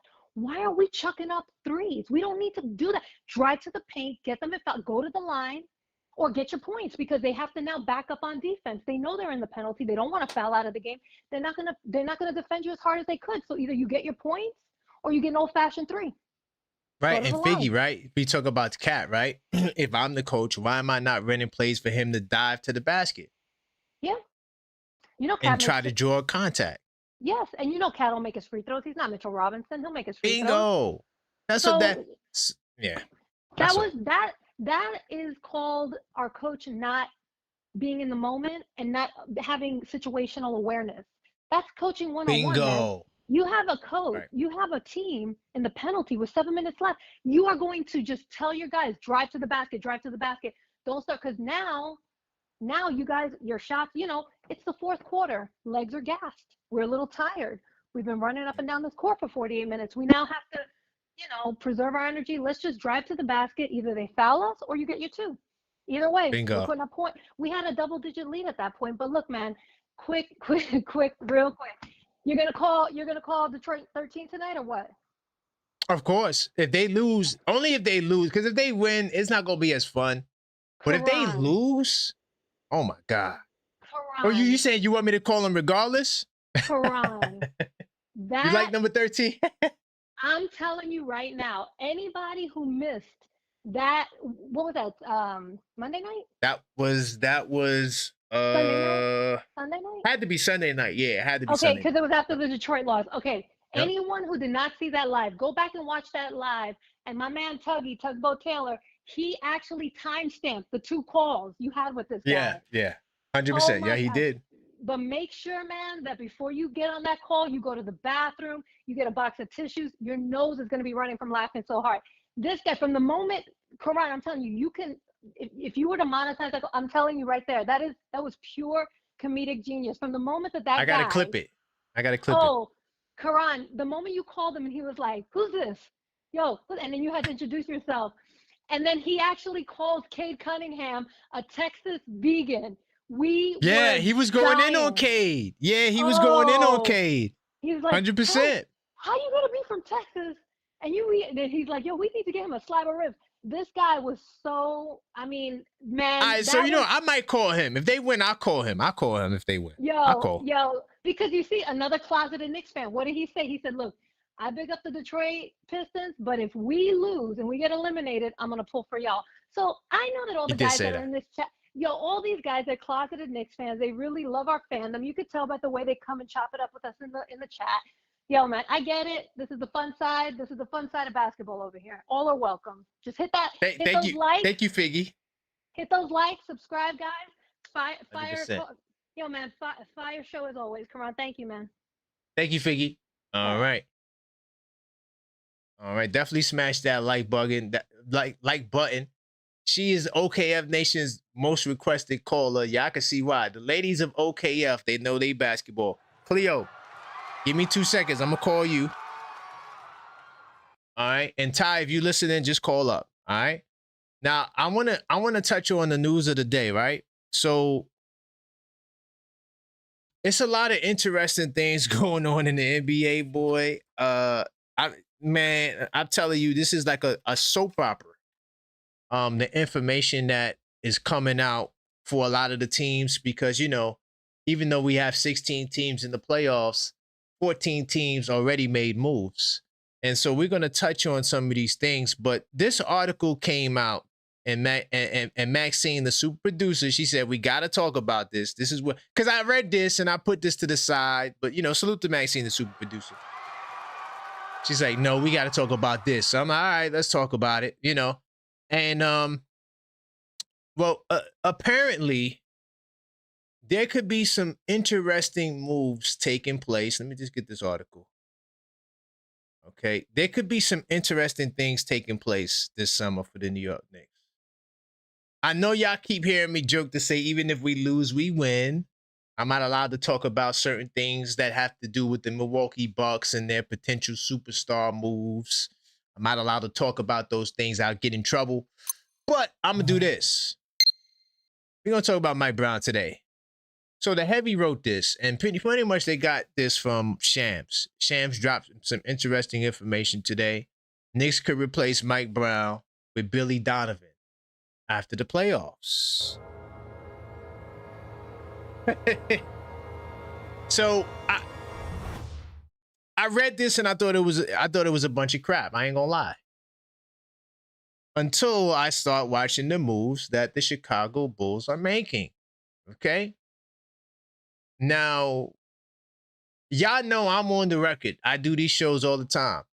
Mike Brown ain't going nowhere. Y'all know my sentiment, but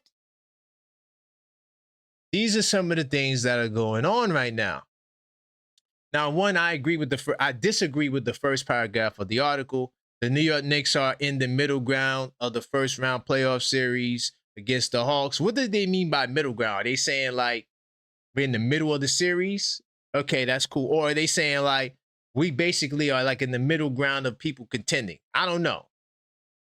But if they're talking about the middle ground of the series, I'll take that. But their coaching situation is already drawing attention from around the league. Mike Brown is on the hot seat. I don't know where they got that from. I disagree with that. I don't think Mike Brown's on the hot seat. Well, how in the hell did Mike Brown get on the hot seat after he broke Pat Riley's record? This is my energy, right? All right. And a familiar name became available. Now, this name becoming available could change a lot. All right. According to Shams, he was talking on 104.3, the Scores Mully and Hall show. He said Billy Donovan's name will be involved in coaching searches depending on how the playoffs shake out. Donovan stepped away from the Chicago Bulls after 6 seasons, wanting to give their front office a clean start. That's cap. He wanted to get out of there. And he did it so entirely on his own terms. Okay. The Bulls had made it clear they wanted him back. That's a fact. After overhauling their front office, Billy Donovan held an option year on his contract and chose to walk away. So this is his choice. I truly believe he's the only coach that is choosing by himself to step away. I think in the other cases of Steve Kerr potentially, and I think they want to get rid of him. They're just trying to give him an easy way out, because how do you fire a guy like Steve Kerr, right? Doc Rivers walks away, you know, let's say faced by just having you walk away versus saying that we fired you. Okay. All right, cool. But Donovan held the option and chose to walk away. And listen to this. What makes this particularly interesting for the Knicks fans is that New York already tried to get him once. Do y'all remember last year? This is why Dolan was going around checking people's pockets. Could we talk to your coach about leaving you and coming to join us? But judging how the Chicago situation went, should Billy have considered doing it, like pushing for it? Of course, it would be up to the Bulls because they're the ones that are, you know, facilitating the contract. But Billy could have pushed him and said, hey, I want out. Trade me to the Knicks. Or, you know, because you could trade coaches too. I'm not sure how many of you guys remember that Doc Rivers was actually the first coach. I think he might have been, I'm not 100 if he was the first. But I do know within recent years of that time, there was no coaches traded before Doc. All right, he was part of a package. So they could have traded us Billy Donovan. All right. He could have had the job last summer, and his conversation with Michael and Jerry Reinsdorf is basically to let him decide to stay, honor his commitment, honor his contract, and keep this going. And in season, he could have had the UNC job as well, but he never engaged with UNC.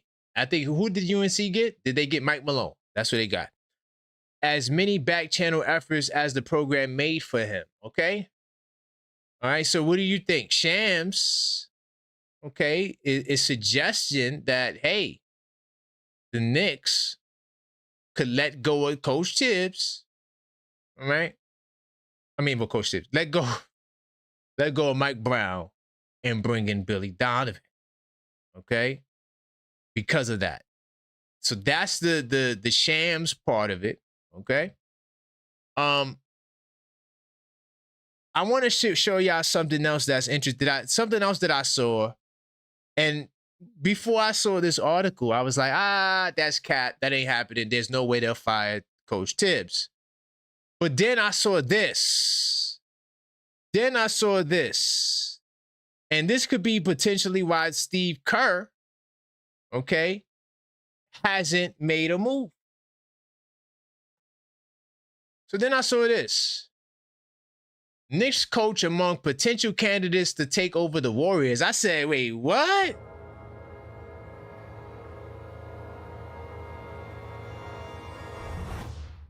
All right. This came out this morning as well. I said, Knicks coach among potential candidates to take over the Warriors. That's cap. There's no way. Warriors are likely to have a new head coach because Steve Kerr, he's the 50-50 on staying or going, but I think he's out of there. I just think he's buying them some time before the playoffs ends. Think about it, y'all. Think about it. Let's say the Knicks lose in the first round. I don't think that's going to happen. But let's say it did happen. If the Knicks lose in the first round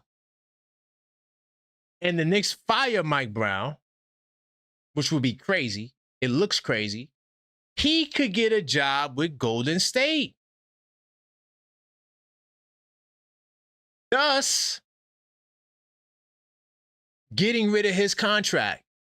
Because once a coach signs with a new team, that old contract gets torn up or added to the deal. So that way the Knicks wouldn't have to pay him. Does that make sense? So do you see the play at hand? All right, so the Golden State Warriors likely have a new coach. 10 Kawakami of the San Francisco Standard listed various names that the Warriors could potentially be interested in to replace their long-term head coach, among which is the current New York Knicks head coach, Mike Brown. He said the most obvious option would be the much-loved Warriors former assistant and interim coach, Mike Brown. That's what he said. But he'd have to get fired by the Knicks for that to happen. Not an impossibility under the owner, James Dolan, but also not too likely. So when you read both of these articles, right, you see Shams talking about Billy Donovan potentially to the Knicks after they tried to get him last year. There could be interest there. We don't know. Then you go here, bam, and you see the same thing in Mike Brown. So when I read these two articles separately, I said there's no goddamn way that would happen. But if you put them together, it begins to make some goddamn sense. Knicks don't got to pay Mike Brown. Mike Brown gets to go play with Steph and be the fast-paced style that he always wants. And Knicks get Billy Donovan, the guy that they really wanted for the job. What do y'all think? I don't know. I'm keeping it real. I don't know. I still think that is very unlikely. And it doesn't make sense. But if you put them together, it makes all the sense in the world. Now, we could get real conspiracied out. If the brother from CAA takes the Bulls job, I don't know. Is there a connection? I don't got no inside sources. I'm just somebody reading articles and putting it together, goddammit. But let me know what you guys think. Smash that like button and hit that phone line, 646-995-8389. Call up. Let me know what y'all think about that. What do you guys think about that? All right. If I miss your call, I am doing callbacks. We're on a tight clock.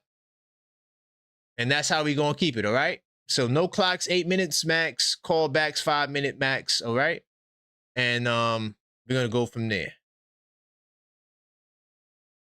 I'm going to try to get our girl Cleo on the line. All right. Because Angie requested her. And Ty, if you're listening, I'm going to try you again a little bit later. But anytime, Ty, you could call back. We got multiple calls for you. All right, multiple. Let me get my man, not my man, let me get Cleo. Hold on, Cleo. Not my man Cleo, but Cleo OKF Nation Plus. 646-995-8389. Call up, voice your opinion. Let me know, is it cap? Is it facts? Is it speculation? What do you think? Let's see if Cleo answers. I know she's busy studying. I don't know. Let's see if she graces us with her presence. Is this Cleo? Yes. How are you? I'm doing fine. Hopefully, we didn't disturb you from your studies. I know you're busy doing your thing, but you're highly requested over here. I'm actually at work. I'm in the office. Oh wow! Can you give us 1 or 2 words? Is it yay or nay? What do you think about these findings, really quickly? I can't even say anything. My boss is in the next room. Yeah, we'll talk. We'll talk. Call me Yes, back. Call me back. Call me back. Yeah. All Thank right. you. You got it. All right. All Bye. right. Bye-bye. She's at work, y'all. She's at work. We tried. You know, I knew she was doing something important. You know, but we'll get her later. We'll get her later, Angie. I do appreciate you, Angie, for that. Let me get my man King from Brooklyn in the building. Then I got my man Wanda Doctor. Good brother. BK in the building. You know Where what, we man? going, We family? had one more day. One more day to game 3. Man, I can't wait, man. Yeah, I'm looking forward to some adjustments, man, especially if they're going to show McCollum and obviously Kuminga, what we seen described in that fourth quarter. Because, you know, they may have found something. You know, in that vet, Nikhil and Jalen Johnson doesn't have big games, which I feel like could be due. I think we should show bodies, man. I had proposed that we show the Mo Diawara, OG, and Mitch combination in the second unit. I think that promotes more opportunities for guys like No, you Shaman did as say well as that. Deuce. For guys like Shaman as well as Deuce to flourish in the offense and find their shots. But in the event those two snipers aren't finding their shots, I don't really have another adjustment outside of Mo Diawara because he provides length on the perimeter, and that's something that we lack in. I think we have good on-ball defenders, and I think Mikal does an okay job contesting shots. But I think sometimes he gets caught kind of in the zone. And there's only certain lineups with this team I think we could play an effective zone defense. And if we are playing one, I would encourage us to play a 3-2 zone. Again, it's the rotations for Mike Brown. Instead of kind of showing big, even when a team is relegating themselves to small ball, he goes small. And it's because of things that we spoke on before the playoffs, Karan. We knew with Deuce coming back that this second unit will be a small lineup, and these minutes allocated for these guys that were getting the opportunity and were rhythm guys like Shaman and GTA at one point when he first got here would decrease. Now we seeing that moment happening, and instead of us thinking all these guys are just gonna be ready to go in the event they playing 5 minutes or 15 or 20 minutes, we gotta be realistic about the guys that they are and the opportunity that's been warranted. Shaman he's garnered his 20 minutes. Win, lose, or draw, he's garnered that. You don't decrease that. At this point, Mitch should be getting more than 20 to 25 minutes. Like there's just no excuse for that. And especially if this in this series where you got these young legs, these crazy motors, right? And this team with pretty much nothing to lose at this expectancy, you gotta mix it up. Like you said earlier in the show, most of these teams have experimented and developed their young guys and have given them these preeminent opportunities. So us not doing that with Mo is egregious. I can understand let's go with the veteran-led guys, and these are the guys that is going to effectively get it done. But the way the rotations are looking, it don't seem that way, especially if you're kind of trying to save guys for minutes in the fourth quarter as if every win needs to be a grinded out win. That's what takes Brunson away from the fluid offense that is, because now it's just a time thing as opposed to an execution thing. And that's why this team isn't as fluid as it's supposed to be. Only got a couple seconds left. I do think it is to our detriment to keep playing through Cat, man. I love what he provides. I know he has the ability to mix it up, but the fact that he hasn't shown that and that he is relegating his game to still being perimeter oriented in terms of him creating, I think that's going to hurt the development of this team going forward and everybody as a committee basically contributing. So we'll see what happens, man. I'll be in the chat. I'll probably send you a call back, man. Much love, bro. Let's Yo, go King, Knicks. fire. Let's get this game tomorrow, man. Peace and King, peace that and was love, a fire brother. call, man. Big time. Doubt.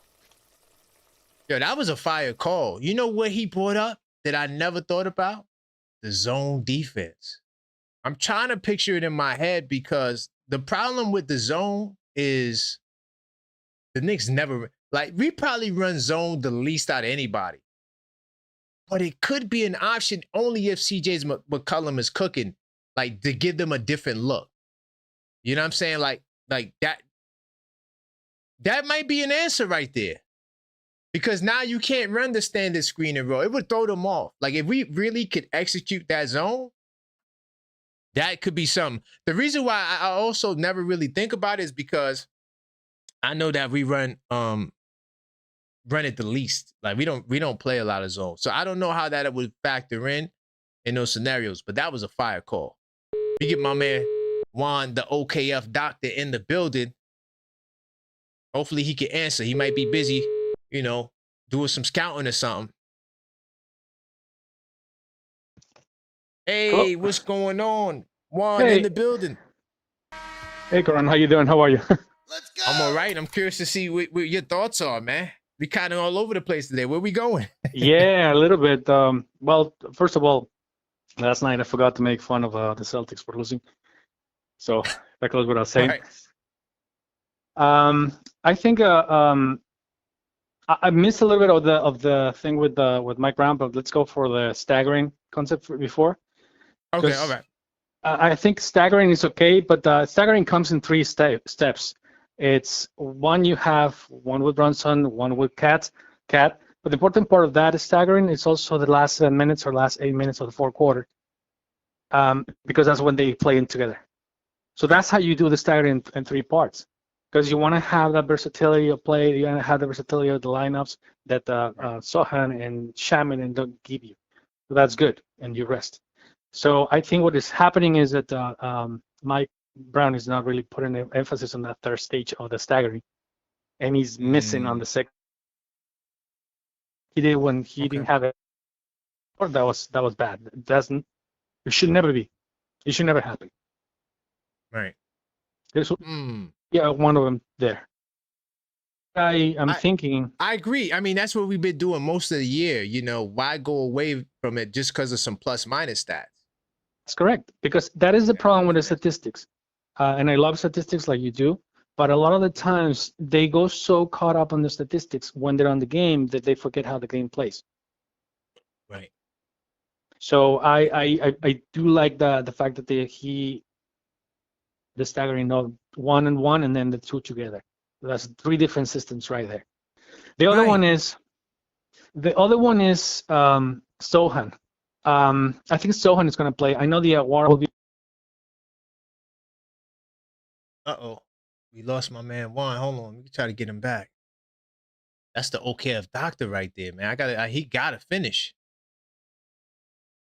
Hold on, let me try to get him back. Please. Hey Juan, we there? Yeah, I think I lost you. Yeah, I don't know what happened, but go ahead, brother. Finish up. You was cooking, man. You had me on pins and needles. I'm like, what's he gonna say? Now, go ahead. Well, I think I like the idea of the Awara because of what BJ Hitchcom did yesterday, which was great, amazing. But I think the more likely scenario is Sohan is going to play. Right. Okay. We always actually kill the Sohan aspect because he couldn't shoot. What did he do the last time he played the Hawks? He played good defense. He was locking him down. He was locking down Johnson. Not just that, he actually scored 2 out of 3 in 3-pointers. Oh yeah, the 3. Okay, I forgot about that. Yeah, see how it doesn't happen much. Yeah, he did. Yep, he did have. He was shooting the ball with confidence. That is the key point. Yep. That is the key point. What they were trying to do, and what I see, in my opinion, is they're trying to instill that confidence in him so they can use him later on. Right. And I think on the second game, Brown got a little out of sorts, and I don't think he knew what he was doing at that moment. But I think he's going to come back to that. The Awara is going to play, but it's not going to play 10 minutes, 15 minutes. Not. He's probably going to be playing in the second quarter, maybe the end of the second quarter, because you need that shooting and that defense. Another thing that I would do with, and I know I'm going all over the place, but another thing that I would do is with Alvarado in the second unit, I would put the Awara, I would put Shaman, I will put Mitchell and Sohan, even together. I know Sohan and Mitchell would not play together well. Why? Because you need length. And Sohan and Diawara are great at help, at defense, help defense. And for example, if they're going to be putting Bronson, are going to be isolating him like that, and they're going to try to get CJ on him, I will play Sohan next to him, because when they're doing the 2-3 on defense, Sohan is great at doing the ghost cover and ghost help. Right. I get you. You know what I mean? So he can go closer, so he could close the lanes. He doesn't allow the other ones go past Bronson. Do you know what I mean? Got you. So I think it'll be fine. And if Brown is not here anymore next year, well, oh well. We'll see what. Hey, I thought it was ludicrous, but when you put them together, it paints a hell of a picture. It paints a hell of a picture. I don't know. I don't put nothing past these guys in sports, but I appreciate you, Wall. And I appreciate you too. I'll talk to you soon. Bye. All right. Yeah, that was a great call. He reminded me that Sohan did hit the 3-ball. Sohan did hit the 3-ball. Give him a shot.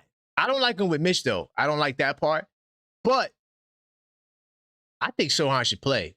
You know, I wouldn't be mad.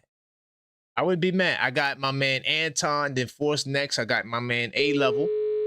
All right. OKF Nation. Let me see my man A-Level. Hopefully he's still available. Yep. A-Level in the building, family. Where we going? What's good, homie? That's great to pop. have you here, man. That's pop. That's all pop, bro. My question is there anybody on Mike Brown's side, really?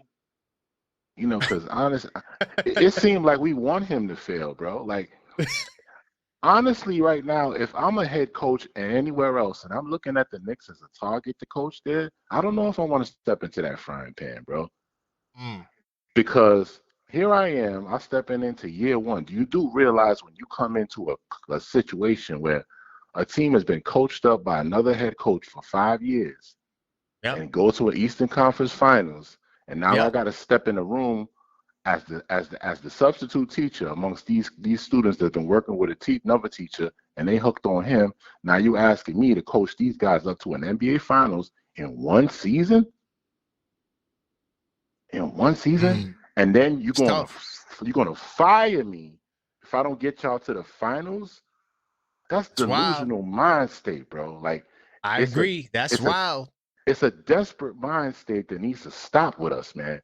This whole, we haven't won a title in 53 years. I think that's really clouding our judgment on sound basketball decision making, bro. You know what I mean? It makes us look like we're I agree. We're a desperate organization. We're a desperate organization, and that's not how the game is played, bro. You know what I'm saying? And it's showing. Because if you fire this coach, what is the next coach going to do for you? We need some continuity, bro. Good point. When you change a coach, you're changing a whole system and you're changing a whole culture. This is not microwave championship, bro. Right. Well, that's all I have to say. I mean, you're going to go from that. Now we're going to Billy Donovan? Come on, man. And I think Dolan, that's on Dolan too, because he put the pressure out there talking about his finals a bust. Now you got the media running with that headline, and now that's the headline for the Knicks. That's why we all in the headlines. Are they going to make it to the finals or not? If they don't make it to the finals, this is a disaster. This man brought us a damn NBA Cup within the freaking how many games of his tenure. You know, the first season of a head coach doesn't necessarily always mean a winning season, right? You could go backwards. 100%. And we went forward. So what are we complaining about? You know what I mean? I don't know, man. I don't know. I wake up, I see the news. I was going to skip it. Max said, yo, we got to talk about it. I'm like, damn. But then I seen the Billy Donovan. I said, wait a minute. Don't tell me they're going to do that. Don't tell me they're going to do that, dog. Oh, my God. Yeah. My man, it's always a pleasure. Shout to the greatest Knicks platform in the world right now. 100%, man. Thank you, family. Peace. All right. I agree with everything he just said. Why would we fire Mike Brown? Like we really got to think about that. This dude, to add to what he just said, he also broke the record. He broke Pat Riley's record. Now because Billy Donovan is available, we gonna let him go so he could go to the Warriors. And then we're going to get my man from CAA a job too at the front office. Yo, man, this is crazy. I'm telling you, man, yo, this is why me personally, a lot of people say a lot of crazy stuff, but sports is just so scandalous. I don't put nothing. I will never deny nothing that no one says. Whether it's true or not, it is what it is. But the possibility that it could be true to me is always great because, like, Kawhi Leonard circumvention scandal, okay? We're getting ready to get news on that too. Watch. 100%. They wanted to wait till the Clippers was out of there. And boom, and then drop whatever hammers come. It's coming. Watch. So when I first heard that, I was like, that's some nonsense. But hold on. Like I promised to y'all, big time salute to the chat. Because we did reach the 100 like mark and we did it the last video, I promised I was going to give away some memberships. So I'm going to give away some memberships, all right? Also, big time salute to the super producer Maxine for all the jewels. I do appreciate the jewels, the flower, the thumbs up. It's all fire. Thank you for the gifts, all right? But I'm going to give away these memberships as well, all right? And then we'll see who wins the prize, all right? Welcome to OKF Nation, man. It's a great place to be. We do members only Sundays every Sunday. Okay, it's lit. So let's see who got it. Okay. Oh, Maxie, the super producer. Yo, I can't control who gets it. But salute to Maxie, the super producer, joining OKF Nation once again. Of course, Kim Doc, big time salute to you. Welcome to OKF Nation. All right. Mission Man, welcome to OKF Nation. All right. And is that Daniel Dash? Big time salute to you. Welcome to OKF Nation. And Angel Crispin. Okay. Big time salute to you. Welcome to OKF Nation. All right. I owe the chat that y'all got us to the 100 likes, but Maxie, yeah, I don't know how to I wish we could be like, let's give it to somebody, but it's all good. We do appreciate Maxine, so she deserves to be officially a part of OKF Nation, even though she's the super producer of all producers. All right, let me keep the calls coming. I got my man Force and my man Anton.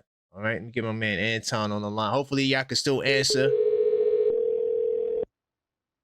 All right, we talking about the Mike Brown future. I don't understand it. It's wild to me. What's going on, Anton? Hey, what's good? What's up with you, bro? Hey, man, talk to me, man. Any thoughts on any of the topics, Mike Brown? Where we going? Oh man, damn, I tried to call in early, man. I was gonna say something about a call somebody had made. I think it was Angie. I think that's her name. Okay. Yeah, Angie. Yeah, I'm gonna say just a real quick thing. Like I like what she said because she was saying that the two-man lineup playing together. Huh? The two-man lineup playing together, was it that? Oh yeah. It was with the two men. Oh no, it wasn't that. It was Karl Anthony Towns being the number one option on the Hawks series in general. Got you. Okay. Right. Yeah. I wanted to say I don't think that's gonna happen because Jalen Brunson he's not gonna if you pay attention to the games, right? Pay attention to the games. You see like Brunson, like he kind of playing where he feels like he's the number one option. So It's pretty much him and it's pretty much Villanova. And if you remember, the reason why they got Towns on that team was because if you pay attention to the games, you know that the reason why they got Towns there was because they was trying to play foul-out basketball. They wanted to be like what the Boston Celtics were doing. That's why they got him. They didn't want him there because Brunson wanted him there and like that. The way I look at this team is I look at Brunson as he looks at this team as he wanted to play, as he wanted to be the number one guy, and he wanted the Villanova guys to be his second and third option. So the reason why I think Mikal and Josh Hart get the ball more is because he never wanted to play with that dude. So you're not gonna really get a two-man game from a dude that didn't have in mind to have another guy that's like a number one option play with him. So it don't even matter if you have another player that plays like him. That's just my opinion. I think he's a real egotistical dude, and like I don't think that you're gonna get a two-man game unless McCollum and Josh Hart are not on the floor together. You're not gonna get a consistent two-man game. So everybody that's saying they want to see that, it's not gonna happen because the captain, he thinks he's a number one option, and I don't know how anybody can't see that and anybody saying they want Giannis to come here, you think he can't play with Towns? He ain't gonna be able to play with Giannis, bro.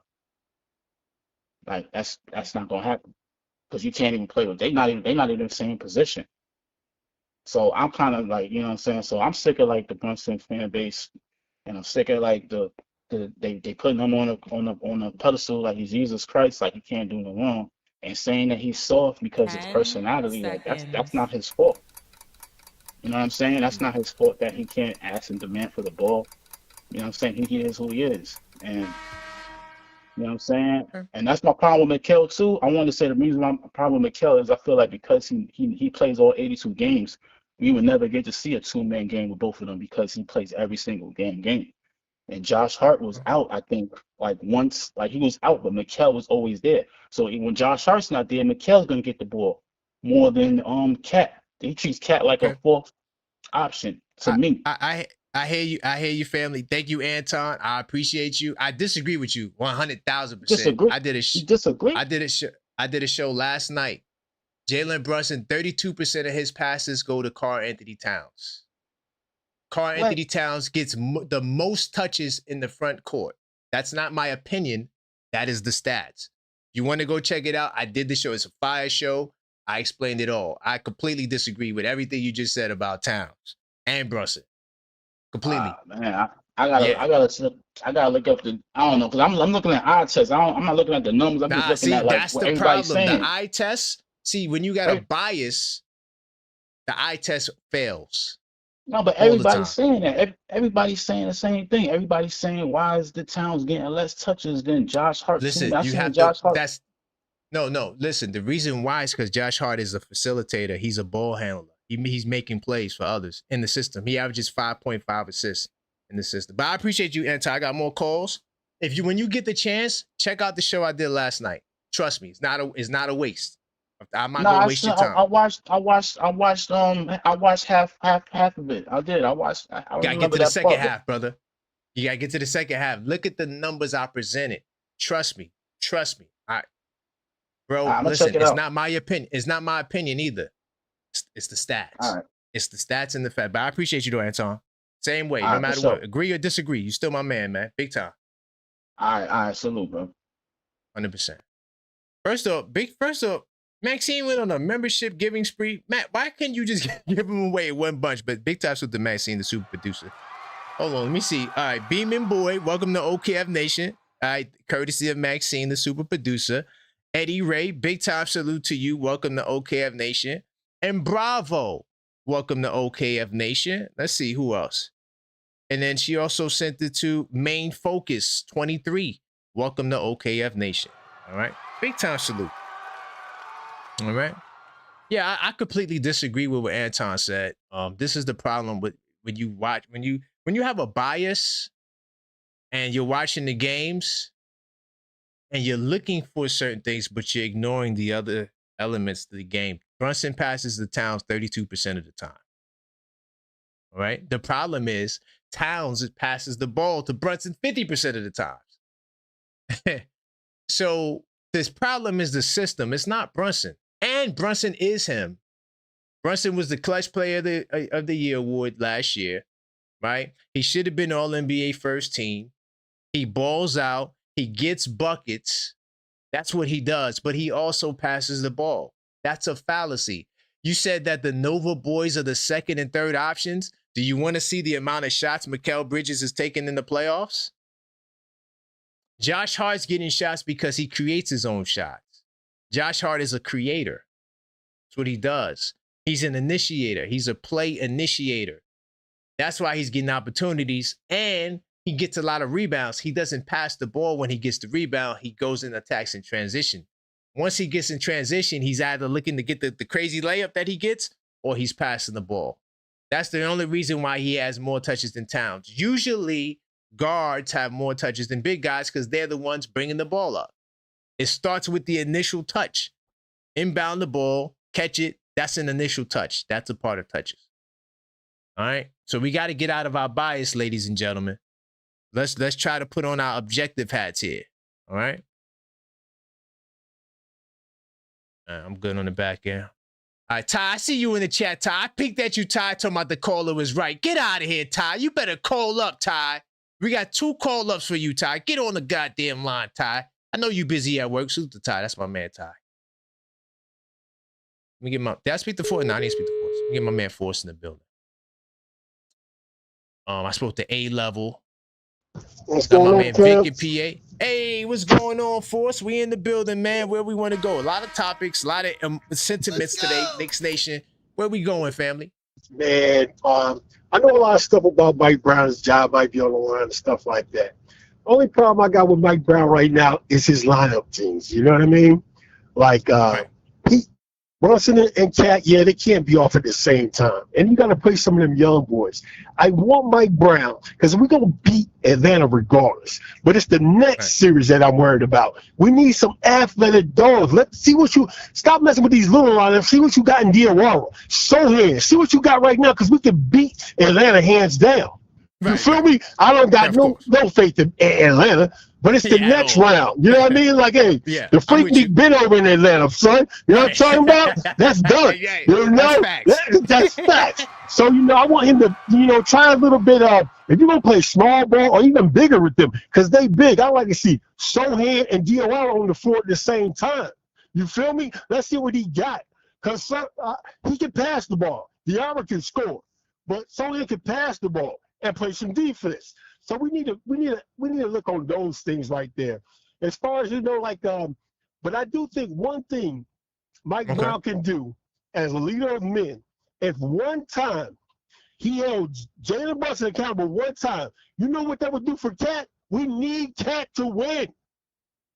Mike Brown will yell at Towns in a New York minute. You feel me, son? Like me getting a big old fist straight. You feel me? But, you know, I'm with you. Brunson was struggling a little bit. He took 28 shots to get 29 points. Okay. Mike Brown, just call a timeout and stand up one time for Cat. You are not going to – this is Cat series. Like what's McCollum say? This is Cat series to be the number one.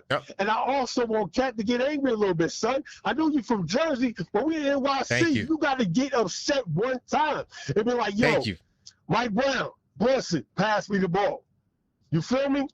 And a lot of people was upset, you know, with Bridges. Bridges is playing well. What people don't understand, Bridges is playing well. He's doing what's asked of him. Your client is doing what's asked of him. You know, he doesn't create shots for us. He's cutting back door. He's playing defense. You know, he's getting the easy one. We didn't have a timeout, but I blame it on Mike Brown too because you pissed off a timeout, bro. You know, it's like you got to use it or lose it, and you didn't use it. You know, so that was on Brown, you know, and that was I think that was the best play we could have got. When Hart got the ball and started going, we only had like 5 seconds. But Kel got all the way down there. You know, he can hit that shot. You know, he missed. 100%. But that was on Mike Brown. He missed that one. That was on Mike Brown. And, you know, McCollum was cooking when he was moving the ball. He had a couple threes. Like, he was cooking. So, you know, Mike Brown, I need him to just slow down on these little lineups, bro. I'm tired of these little lineups. We need some athletes because all of them like 6'7". Dior 6'9". So in like 6'7". We need to. It's the next fam. It's the next series we want. We need to raise this chip in NYC. I'm ready to get back home, son. I gotta take all this out in the West. Got my Nick get home. I gotta take it all out here in the West. But that's all right. Let's go. New York to the finals, to the end, son. Orange and blue skies, ready to ride. You feel me? Bingo. I'm riding with you, family. All right, I got you. Big time. One. Uh-oh. Let me guess, my man Ty, you coming for me. Uh-oh. My hands are up in the bank. Fam. Salute to the chat. You talking about the man was right? Come on, dog. Come on. You know he wasn't right. No, I said some of his points could have been right. We don't know. If you look at what I said, it wasn't that he was right. You know, it's just it's all speculatory, man. Like, You know, even like with Mike Brown, I don't know. I'm in the chat. I had fun in the chat today. I wasn't calling up for a few days, but I ain't gonna lie, because last night I felt like the villain of my own team. Wait, was you? Wait, hold on. Was that you though? Nah, What? you was good. Nah, No, well, I think I probably was the villain of my own team because you know, like, probably yeah. yeah. Last night, yeah, you were. You know what? I was trying to defend you, but I forgot about Walt because Walt put a comment. You saw Walt comment? Oh yeah, He yeah. was like, So you threw the tomato. Yeah, I would have no, no, Walt, no. but He it's said all he don't love. want no smoke with you. He said No, he no, was it's good. all love. Yeah, It's yeah, yeah, all yeah. love, right? Mm-hmm. This never leaves. Like, this is old New York. Like, no one's on here being serious. Like, going back and forth with healthy banter for our own Of team is course. really good content, man. And that's what's Bingo. gonna help your show be what it is, fam. Like, Right. and we all can't agree because then what we on here for, right? Um, Bingo. but you know, we all have the same goal. But I just want to say, man, 'cause I know the clock is short. No, Yo, no, you man, good. You good. You got two yo, callbacks. You got two yeah. people requested you. Two. Oh yeah, yeah. I salute to Cleo and Angie, man. Cleo and Angie. Yep. Angie cooked. She cooked like, man. Yeah, Fire. Angie. She always cooked, man. Salute to all the females, El Figgy and El Figgy. All of them, they just cook, man. They know basketball, man. Um, Mm-hmm. I have one kickback with you. The eye test is very important. That's how we used to judge the game before the analytics came involved, man. Like the eye test was it, Karan. I understand the stats, bro. The stats definitely tell a tale of what's going on, but you have to be able to look. Like sometimes Mike Brown can't use the clipboard. He got to be able to look down the line and say, "Oh, I need him in. Oh, I need this guy in," because that's coaching. Now, another thing I just want to say, man, is that when we're looking at the Knicks, everybody, like the last 5 years, we know what Tom Thibodeau did. We had our ups and downs with him. We had our discord. Like we had a lot of issues with Tom, but we Right. cannot say Tom wasn't elevating us each level.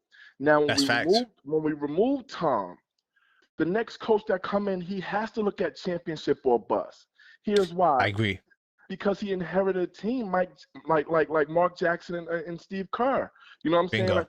Like Missoula. Like when you come in and inherit a team, a championship built team, it is championship or bust. We have to stop acting like we have a lot of time. Brunson and these boys, they can up there in their age. We don't have a plethora of young suitable talent like Edgecombe and them on the bench coming up. We don't have Facts. that, guys. We have to win now. We in a win now moment. So forgive me Right. if I'm going off if we drop the ball with Atlanta.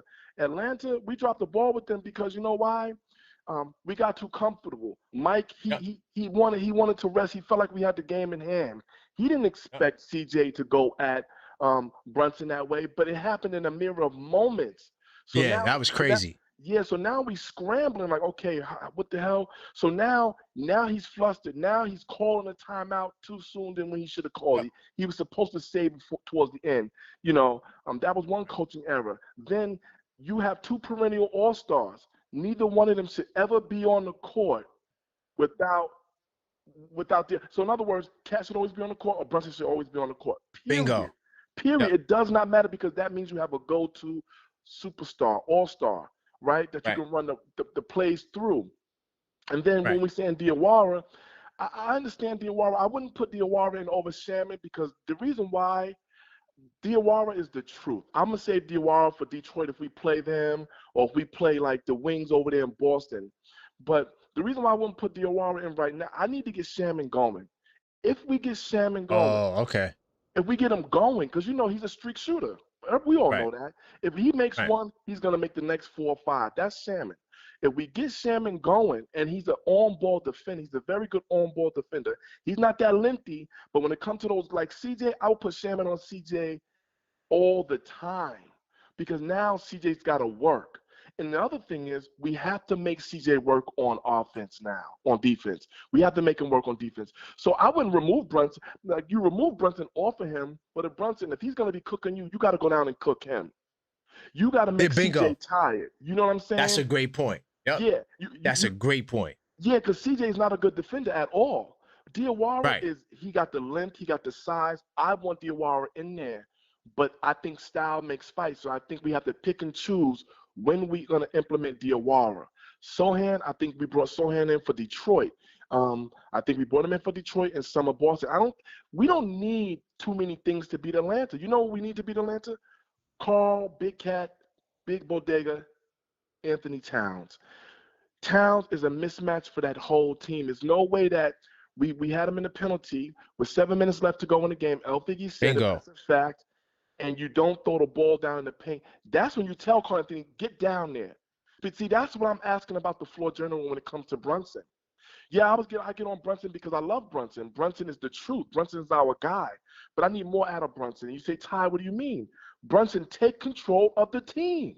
You got Mike Brown sitting on the sideline with your father in his ear and his mouth open. That don't look good. That don't look good. It looks goofy. So we're not going to blame Brown for that, though? Brown got to get the blame for that. No, I know, but I'm thinking it's deeper than Brown, guys. I'm thinking it's deeper than Brown. I think that we would have all frowned if Rick Brunson would have became the coach of the New York Knicks, because it looks like he's coaching the Knicks from behind the scenes. It looks like it. When you look at the sideline, every time out, players run up to him, he run up to the players. And then it looks like Brown, he always got his mouth open, hand in his pocket. So in my mind, I'm like, okay, and assistant coaches do have some validity to what's going on. So I don't want to take from Rick Brunson, but I just know he's not a head coach, not for our team. But I just want to say, if Brunson can sit there and tell Carmen, no, I need you down low, yell at him in front of everybody. Yell at him and get down low. Mike did, all the greats do it. Tim Duncan did it.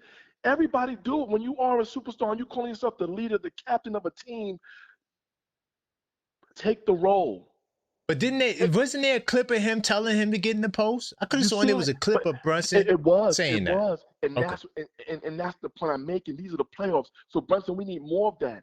Brunson has to look at the game without the X's and O's as well. I mean, you keep the X's and O's, but you got to think logical. Like, you know what, Cat? You 7 foot. They don't even have a 7-footer. And the 7-footers they do got, they're doofy. They slew-footed. Tony Bradley. Right. And he played against us when he was on Indiana. Right? Yeah, and he thought he did something with us. So at this point, please put Bradley in there. Put the rest of them boys in there. Because at the end of the day, we're playing with our food. We're playing around. I want to first take this morning. I'm going to let you guys go. I want to first take this morning just to watch to see what they say. I cannot stand Stephen A. He has sealed the last final nail in his coffin as me ever watching him again. What did he say? Mad Dog had to stand up for us. First of all, Michael Wilbon never liked us. He's a Chicagoan, so he roots for Chicago. So he never roots for us.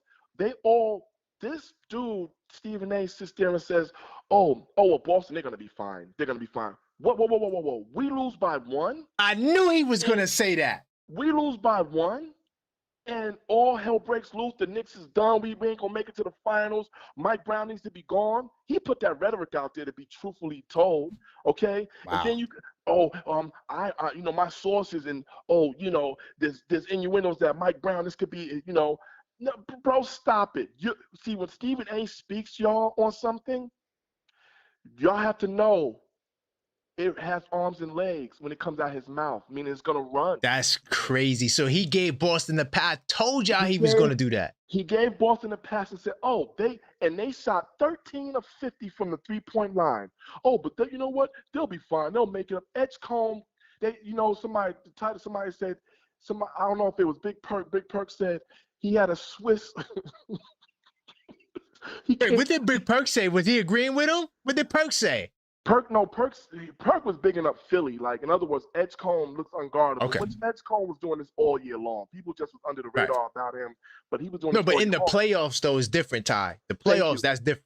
You do that in the playoffs, yeah, that's in the regular season, you both look at Johnson. Johnson look incredible in the regular season. In the playoffs, does he look incredible?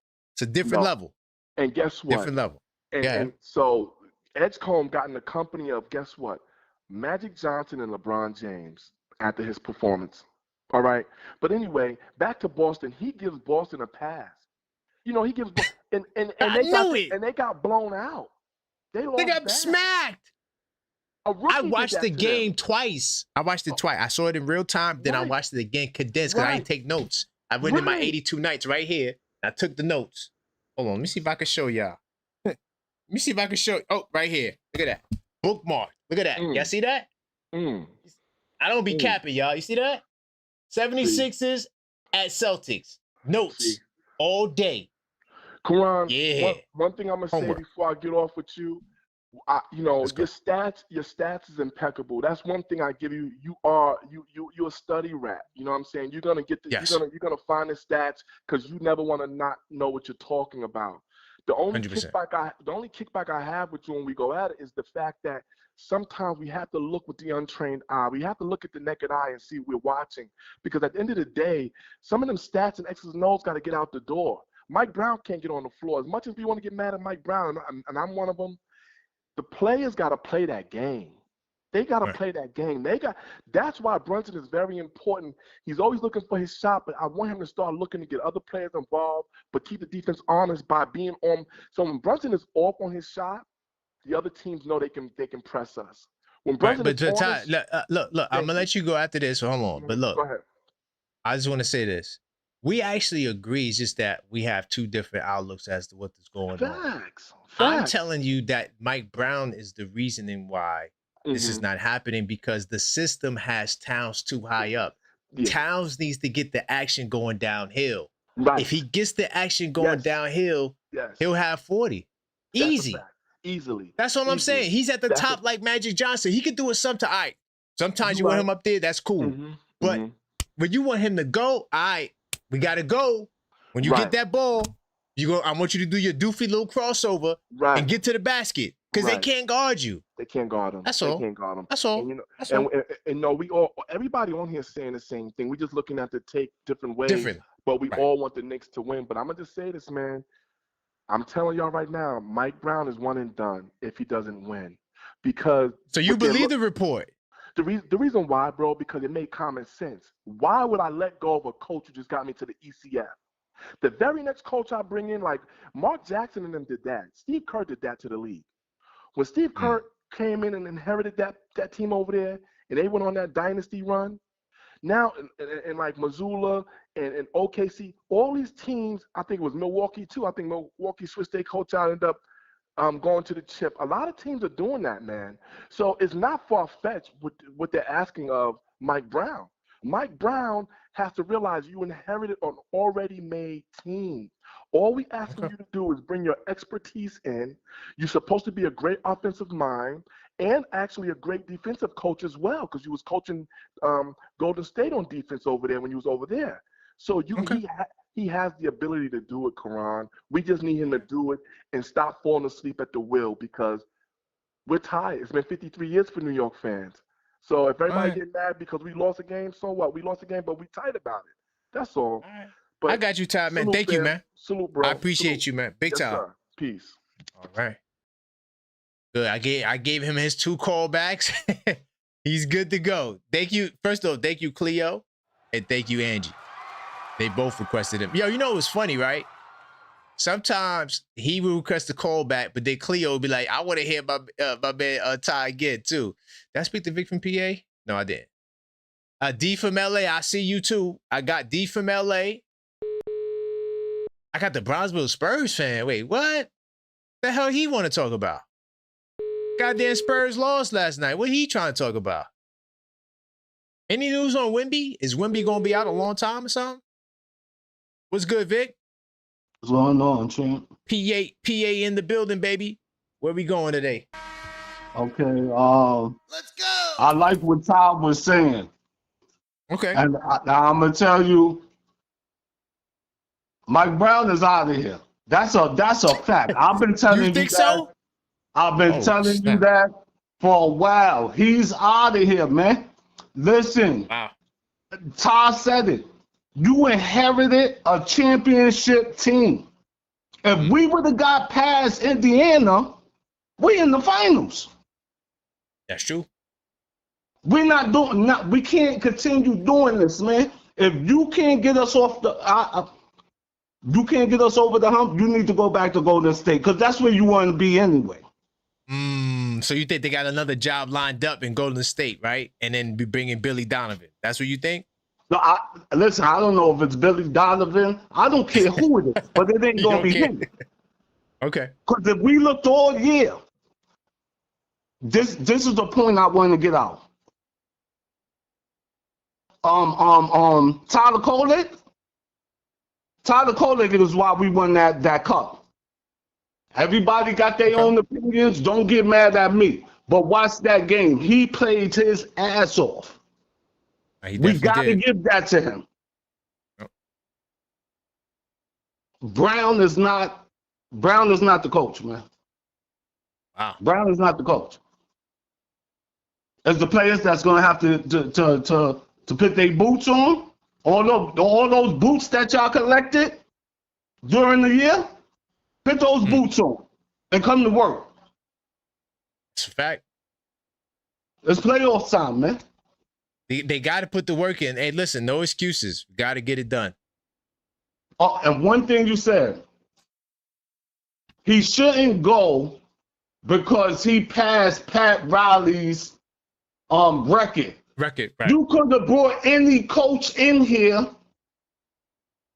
They would have passed that record. They would have got the record. Potentially, yeah. Potentially, yeah. Listen, we all agreed that this was a championship team coming into this year. And me personally, I thought they could have at least got between 58 and 61 games.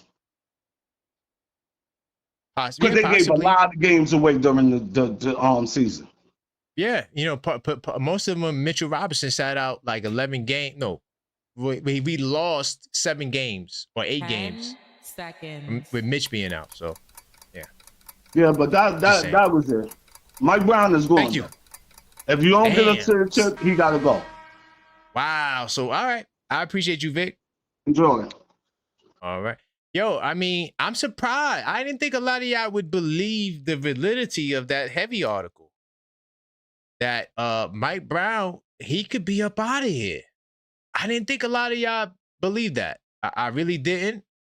You get my man D from LA. I got the Bronzeville Spurs fan in here as well. I see Moses. I see my man Buddha.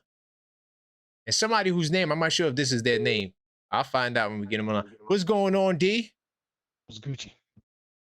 Man, talk to me, man. What's your thoughts on some of the news that we got today, the wild ass news we got today? You think Mike Brown's on the hot seat? Where we going? The best thing that could have happened to Mike Brown is that the Philadelphia Sixers beat the Celtics. The worst thing that could have happened to Mike Brown is that the Philadelphia Sixers beat the Celtics. Mike Brown has to be on the hot seat. Wow, what? Mike Brown has to be on the hot seat for one specific reason. Wow. I'm sorry, Cleveland Cavaliers. With all due respect, I like Donovan Mitchell. He's a cool guy. He does have a reputation in the playoffs. So the Cavs went out and got the guy who probably has the worst reputation in playoff history, in James Harden, to support him. So I don't take the Cavs seriously at all. Let me just start off that, right? We have no reason to lose to the Hawks. That's the second point. The third point is, I believe the Celtics play a beautiful brand of basketball for what they have currently. Okay. Hold on. The issue is, though, what they have currently. In comparison to the Knicks, the coast is clear as hell to get to the finals. So with that in mind, he's absolutely on the hot seat. In these playoffs currently, yes, 100%. Because here's the thing. Speaking of the Celtics went from a successful coach in Brad Stevens. They moved him to the front office. They went to Ime Udoka, who was having success until he went and did what he did. And without hesitation, they moved on to this Joe Mazzulla, who won them a championship. So, and I'm glad I actually mentioned Ime Udoka, because I would first like to apologize to the Knicks fans, because I thought when we were in search for a coach, Ime Udoka was a good option. Gee whiz, not. Oh my God. How they lose that game too? How you? I didn't watch the game. I'm gonna watch it. Oh, you gotta watch it. But talk about spacing and terror. It was bad, bruh. But anyway, to the point about the Celtics, it seems like the Celtics knew we've built a team or a squad good enough to to win and to be good enough, and we just have to find the right coach. I like Mike Brown, right? Mike Brown, if he has success in these playoffs, move on with him, no problem. His seat is hot in these playoffs, though. 100%. Very high. Has to be, especially, and I'm not going to hold that Hawks lost against him too much because we just failed at a lot of things. It was a mistake. A lot of things went wrong. We could have won at a buzzer beater. They hit some magical shots, whatever. But nonetheless, though, it's not a good look for the microscope, though. Like those who are going to nitpick, they have that to hold against you, Mike Brown. And when we look at the East, the coast is clear. With that in mind, Mike Brown, your seat is hot. It doesn't mean I want you gone, but yeah, bruh, your seat is right. Very, that's very what hot. I wanted to clarify. I don't mean he should get fired. I'm just saying that the seat becomes hot because now next season, if this team regresses in any way, you're out of here. So that's really where I'm getting to. Mike Brown, I'm glad Karan is mentioning next season. I'm looking at this season, this playoff right here. I know you. That's why I just wanted to clarify with my I know what you're looking at. I get you, right? The only thing that I think is his saving grace is because number one, he has been a good coach, right? So he hasn't done anything for us to want him gone. It's just the context of this specific season and this specific playoffs. 10 seconds. I don't think, obviously, we want to fire another coach when we're still paying another coach. So realistically, he's not going to be out of a job. But as far as expectations, bruh, it's going to be very easy for you to fumble it this season if you don't do what you got to do in these playoffs. So D, I know we got to go, but do you buy my little piecing that I did where I said, well, Mike Brown, if he gets fired, he could go to the Warriors and Billy Donovan could come to the Knicks, and then the brother from CAA can go to the Bulls. Did you catch that? Did you listen to that part of the show, what I said? I heard that. Why Billy Donovan, though? What do you think? Because they were trying to get him. He was highly sorted by the Knicks last year. Now he's available. So now this is like the triangle trade on the low. The brother from CAA gets promoted. He gets elevated. He runs the Bulls. Billy Donovan comes to the Knicks. Mike Brown goes to the Warriors. Do we feel like Billy Donovan is the Knicks championship coach, though? I don't really care. Like, for me, the coaching is secondary. Like, if we lose this playoffs, it's because the team is not good enough, and we gotta, we talk about in the summer, and because we gotta improve. So that's where I'm at. Did you just skip over the word that you can't say? I'll say it for you, Giannis. You gotta go. All right, D, we gotta get out of here. All right, thank you, D. LA in the building. Big time. Stay up. All right, salute. Hey, he trying to get me in trouble. I made a vow to not talk about this guy, Giannis. Big time salute to my man, AP. He said, fire Mike Brown. Who is going to want this job if you fire the coach after a year? Who's going to work for Leon and Dolan? That's why I don't think it's going to happen. But AP, I know you heard what I said. The thing it would be Billy Donovan to the Knicks, the guy you really wanted because they tried to steal him away from the Bulls. You get him. Mike Brown is not out of a job. You don't got to pay him. He could go to Golden State. All right. And then the dude from CAA, I can't remember his name, he will go to the Bulls. So it's like a kind of like a 3-team kind of deal right there. You know what I'm saying? That's just, I kind of put that together. So if you see an article saying that, I put all of that together. Just that they got that from me. All right. All right. Because there's 3 separate scenarios. Heavy said there's a chance that the Knicks could go after Billy Donovan. And then the other guy said that Mike Brown could go to the Warriors. And then somebody else said the guy from CAA could go to the Bulls. So I'm just putting it together, y'all. Just piecing it together. That's what I do on this show. All right. Big time salute to everybody in the building. Hold on, I got a couple of more calls I'm gonna get to. Damn, who was in? I spoke to D. Bronzeville. Let me get Bronzeville. I don't know why he calling. Spurs lost last night. We also laughed at him last night too. Let's see what he won. All right. Somebody from Bronzeville, not Texas, is a Spurs fan. Could you believe it? Let's see if he's still there. Spoke to everybody else though. Okay. Bronzeville. We in the building. Why are you calling? Are you a glutton for punishment? Why are you calling up the show, man? You know the Spurs got beat. What are you talking about? A call with well wishes. Did Wemby get beat up? I mean, not beat up. Did we get news on him yet? Yeah, he's got so Wemby's gonna be out 24 to 48 hours. Okay, standard that's good. Concussion protocol, and then he has fantastic. Then he has to go through the process. We most likely are gonna miss him for Game 3, but he could return. Oh, so he won't be back? Well, I thought the concussion was like 2 days. technically, Noel, this 2 days is the standard that you have to be out for Right. observation, and then it's an observation. Got arbitrary it. time period after that, Got depending you. on Nah, how I get it. I get it. whatever symptoms are shown and how you respond to the testing. But he Got you. could Oh, okay. technically, hypothetically, he could be back for Game 3. But I know in the Spurs, and Nah, I he's wouldn't not do gonna it. be back. And I we could forgot beat you them said without. it was the observation, Yeah, we can beat him not without. cleared. We can beat him without. Yeah, we can beat him without. If he can be cleared, but the only thing is with this particular injury, the concussion protocol, you can't be cleared by your team doctor. You have to go to the NBA doctor. Yeah. So I would let him chill anyway. I would let him chill, let him get all the way right. You know what I'm yeah, I saying? think the Spurs will Because win. yeah, the Portland Trailblazers are the worst team in the playoffs. So Next to that's the, like yeah. I don't know. Maybe the Hawks. Come on, stop. Hey, look, You y'all better getting beat by the stop. worst team.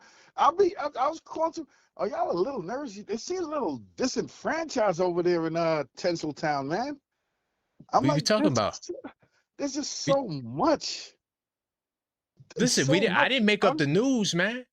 Hey, and I just wanted to tell you too, man. You know, two things can be true at the same time. Your man Brunson could be a chuck wagon and still pass a lot to Towns. You know that, right? No, well, the issue with the argument is that Towns he's too high up. He's like Magic Johnson out there with one hand. We need him going to the basket. That's all I'm trying to say. No, you're right. You're right. I'm saying Yeah. you can be both. Two things can exist at the same time. Brunson can pass them when he does pass. But the one thing that I'll be honest with you, as a Spurs fan, one thing I love about playing the Knicks is that they're predictable. They're not a team where the hot hand is going to get the ball that entire game. Brunson is going to fall back and just score 10 and let Bridges score 30 for 2-3. He might be hot for the week. Let him score 30. They don't run that. And please do not use that word system when you describe the Knicks. There's only one team in the entire NBA that is known as a system. So let's keep some respect on that word system. What's the one team? You know who does Big Shaq Diesel call Mr. Fundamental, and he plays for what? The system. Oh, you must be talking about the Oklahoma City Thunder. Got you. No, remember, Sam Presti was All a former Spur. Sam Presti was a former Spur GM. You have to remember these things, man. We own half the league. Your coach. All I gotta say is y'all better not lose Game 3. We're not losing anything. I was gonna call if you starting to feel spooky in the woods right now. I don't know, man. I think you spooky in the woods, low key. Not at all, brother. Not at all. I mean, come on. We have a proven track record since '99. I think I sent you a little statistic. The Knicks aren't far off from the Nets. Oh, stop. Hey, man, on that note, man, Brosville, I appreciate it. I will call you in the future. We're going to talk. Remember, it's still 11-11. I don't think you're going to make it, but we will be there. And then you can still call up and root us on. But be afraid. Be a little afraid, man. Don't take it so lightly. Them Hawks. Hell no. I ain't scared of no damn Hawks. CJ McCollum ain't no superstar. Come on, dog. I'm going to start calling CJ Young. Nah, all right, man. All right, we got to go. On that note, we got to go. Big time. I appreciate you. No doubt. It's my man from Bronzeville. He's a Spurs fan. What's good, Moses? Yo, what's going on, fella?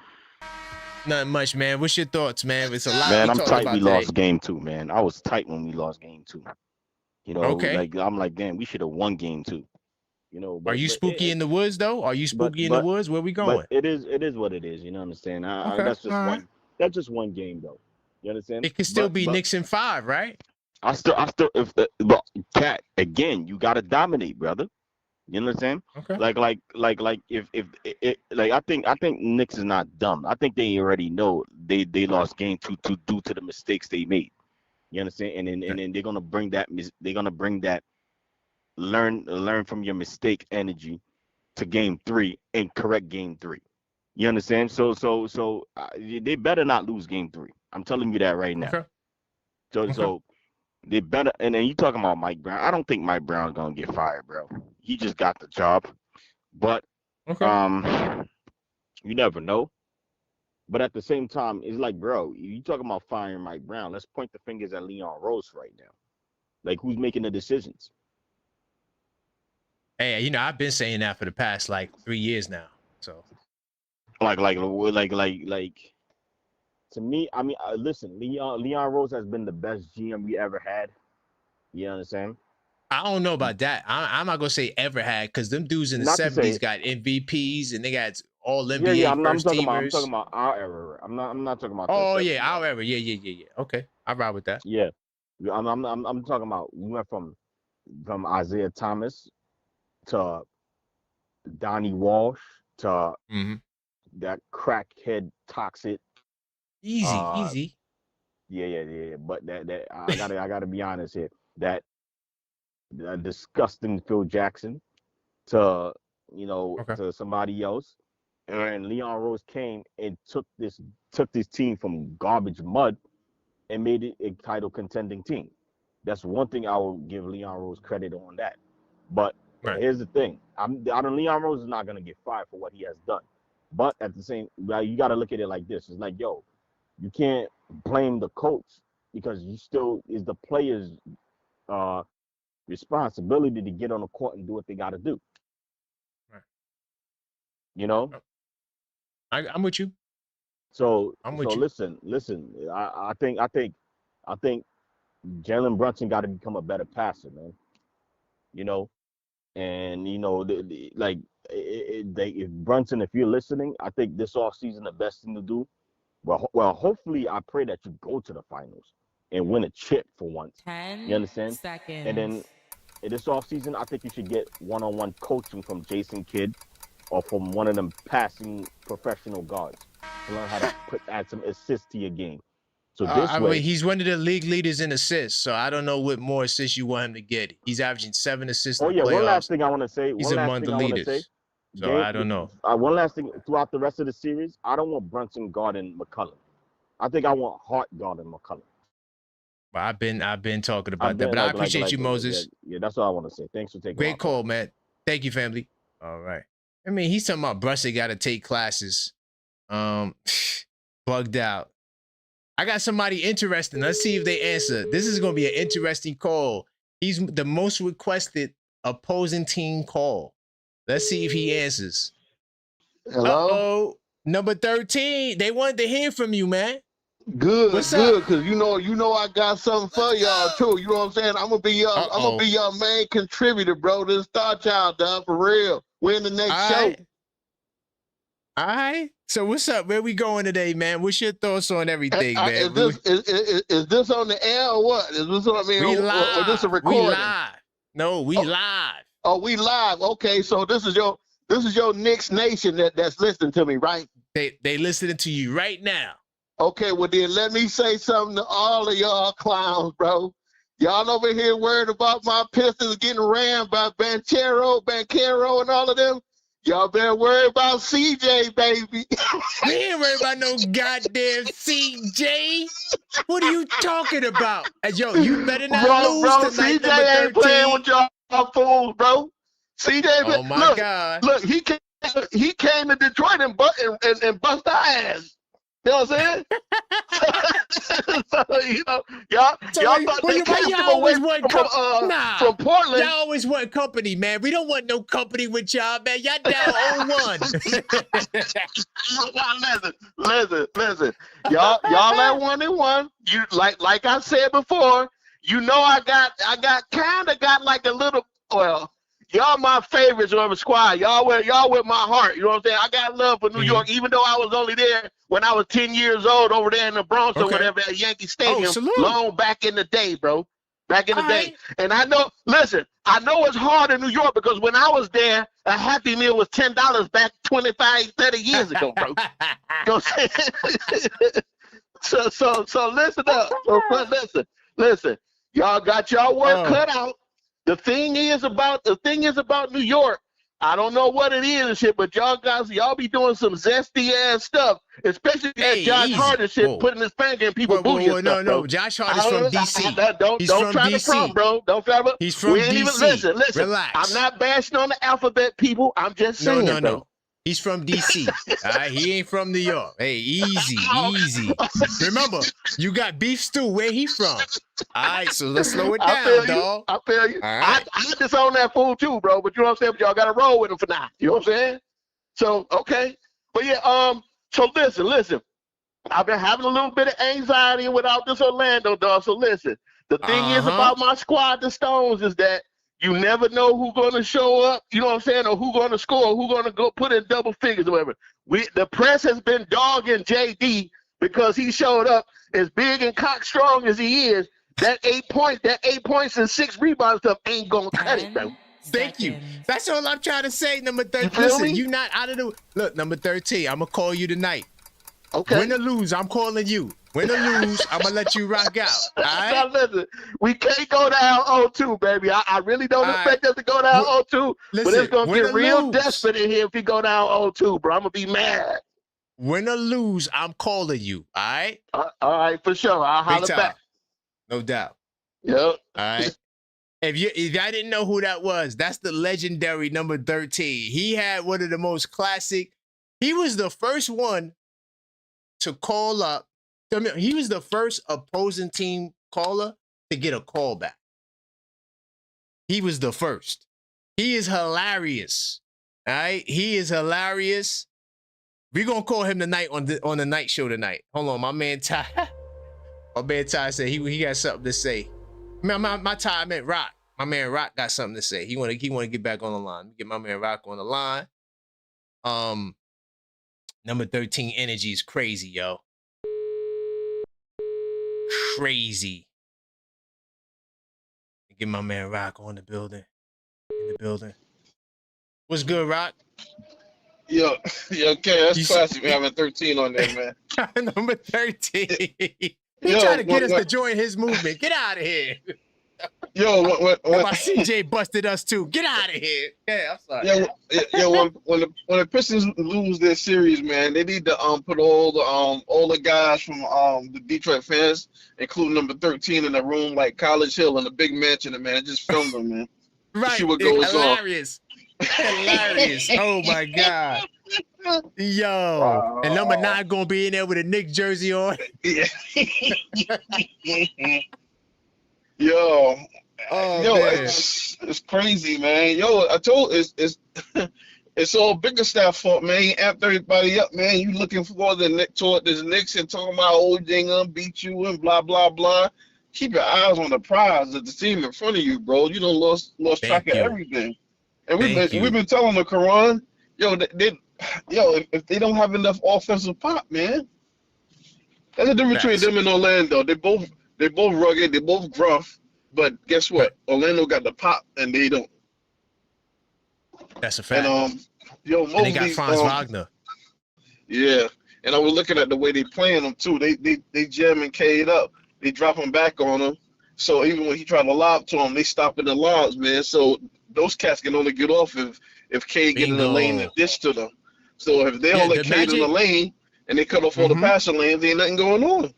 They probably one of the best paint defenses, low key, in the playoffs, right? In the Eastern Conference playoffs right now. 100%. And what helps is Cade is the only cat that can score on them, and he doesn't do it efficiently. And if he's off, it's a wrap. It's a wrap. But I don't know about all this coaching talk, man. Who says Mike Brown want to go? Because Golden State is not in a position to challenge anyone now, and we are. Who says he wants to go? It's just a lot of rumors, and I thought that individually, all 3 of them sound ridiculous. But if you put it together in a big conspiracy story, Mike Brown gets fired, he goes to Golden State, the Knicks don't got to pay him. We get Billy Donaldson, the guy we wanted last year, and then the Chicago Bulls get the GM from CAA, completing the trifecta. But what's so great about Billy Donovan? That's what I'm trying to figure out. What has he done that's so impressive? I don't really care. Like, for me, you already know what type of time I'm on in the summertime. You already know the move that's pending right there, waiting to get done. You want me to talk about it? You want me to talk about it? My arm is shaking. I can't talk about it. I got Monier in my hand, man. I can't talk about it. I've made a vow to Knicks Nation. We're not going to talk about summer trades that involves a guy Ty from started Milwaukee. up. I started shaking when Ty started talking about that, man. Yeah, let's. But that's the only reason why it kind of like, I don't put nothing past nobody in sports. A lot of corruption, a lot of scandalous behavior. Oh, you can't put it past nobody. You can't put it past no. But I think it's ridiculous. But it could happen. Something that Ty said yesterday, I wanted to allude to, and something you said, how you said, like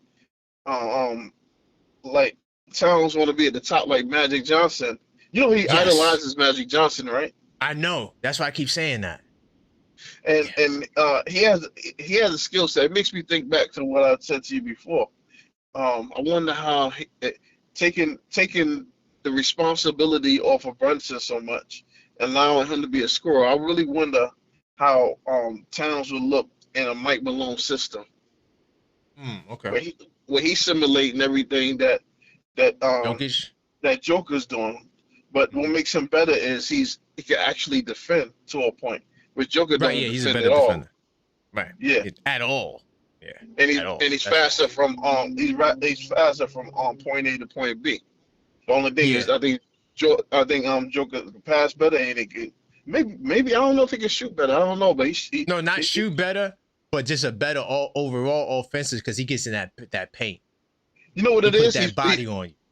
He's a shot creator. He can get off any shot or any angle, whether behind the backboard or whatever. That's what makes Joker 100%. So good. It makes me think back to that. Yeah, how do you think he would? How would you think he looked in? How would you think he looked in that role? With Brunson? You talking about Jokic and Brunson? No, I'm talking about if Cat simulated Brunson and Brunson was in a role of the second scorer. I don't think it'll work because I don't think Cat has the mentality. I don't think he has the mentality to score. That's low key, he is a good passer though. Have you witnessed it? He is a good, but he's not he does a lot of bad passes too. So like my thing with him is we need him to get 40, not 5 assists. We need him to get 40. Right. 40. That's all I need from him. I need him to get 40. If he gets 40, we good. Keep in mind, Karan, I've been watching basketball forever, and Jordan Clarkson did something I've never seen before.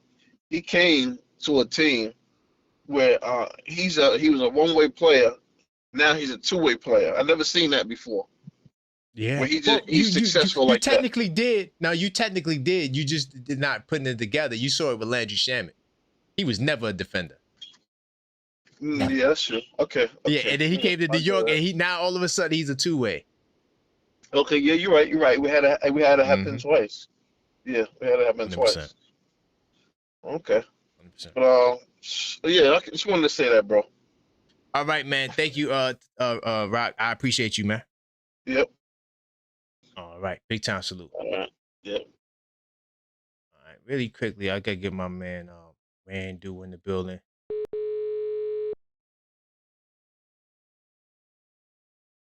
Smash that like button if you didn't already. Hopefully he answers. What's good, Randu? Let's go. Where we going, family? Hey, what's up? Not much, man. What do you think about the crazy nonsense, Mike Brown? They saying he could go to the Warriors. We get Billy Donaldson and the guy from CAA go to the Bulls. What's your thoughts on that? Well, I'm gonna start off by saying this. Was I a fan of Mike Brown getting hired by the Knicks? He wasn't even in my top 3 or top 5, but he's here. And so far we've been successful so far. I mean, we just starting the playoffs, so right. I agree. Like the outrage and the rumors is just, I feel like it's premature because you can still win the championship. That hasn't changed. Right. I agree with that. Do you think a win, if he gets the win, that'll shut everybody up? like now we go back to praising them. Oh, he's the best since Pat Riley. Do you think that, he just got to win and then keep blinders? I mean, okay, let's start off and say that, let's say, for instance, we get to like the ECF again. We get back to Eastern Conference Finals.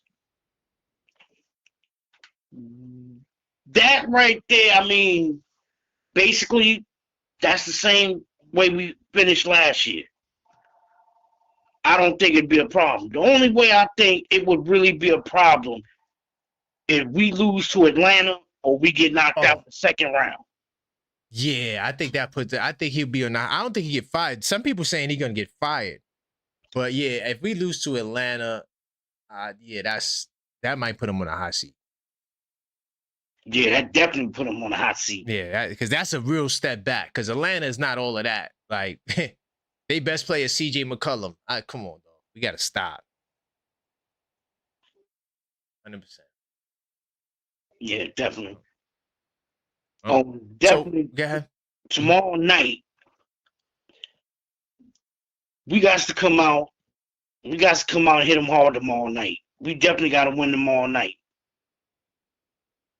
Yeah, I think we will. I think we're gonna make the necessary adjustments to get the job done tomorrow. What's the biggest change you think gonna happen?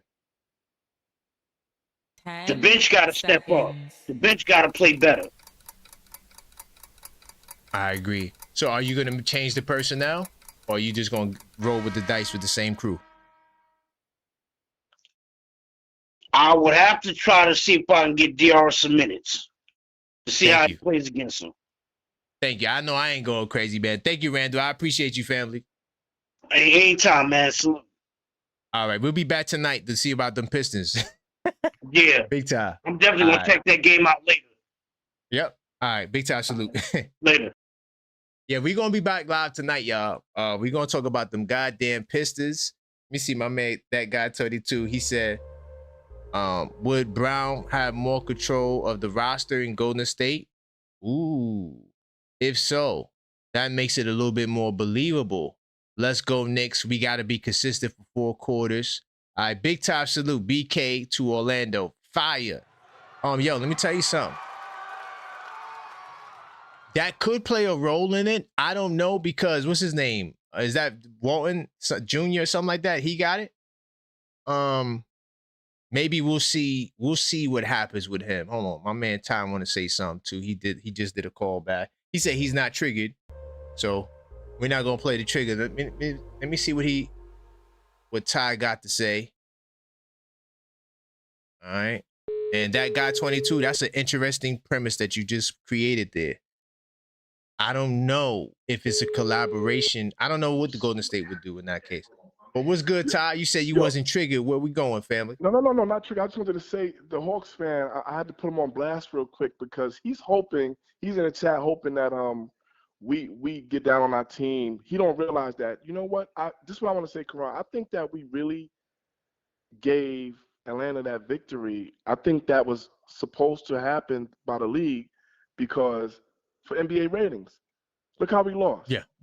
So that was NBA ratings, man, how we gave that game away. No, none of the starters are on the floor in the 4th quarter. Get out of here. Hawks fan, I'm sorry, man. I put you on blast right now because you're in the chat going at me and Figgy. But, yeah, you're not gonna get your hopes up with us, bro. You're not going to get your hopes up. We're not letting down on our team, fam. So 100%. No one in this chat thinks that y'all gonna win. Yeah, right. like, oh man, we're destined for failure. Oh no, you think the Celtics fans think they're gonna lose? They lost. They got smacked last night. You think they gonna lose? Come on, dog. No, you gotta stop. Yeah, he's in the chat thinking like we're supposed to give up on our team so he can run back and feel confident about the Hawks moving forward. No, bro. Hell no. we gonna be like we gonna be. Oh man, it's over. We lost game 2. God. Yeah. Guess what? They're over in 3, bro. They're over in 3, man. You called it 5 games. I did. That was my official prediction. I'm sticking with you, Karan. Peace, bro. That's what it's gonna be. Big time, Ty. I appreciate you. We talk tonight. If you're around tonight, we're gonna be on. All right. So look, y'all, we're gonna be back tonight. We're gonna do another level-headed Knicks talk. Got a couple of topics. But really, the only reason why I want to go live, because I just want to look at Detroit. And if they lose, I swear to God, we're going to call everybody from Detroit. All right? So we're going to be playoff watching tonight. And there's a couple of topics I want to talk about. And then tomorrow, we'll be back again for the Blue and Orange Brunch. I'm going to give my 3 keys as to why we're going to win tomorrow. And then after the game tomorrow, where there's smoke, there's fire. Win or lose, we don't duck the work. We don't duck the smoke. And until next time, as always, let's go Knicks.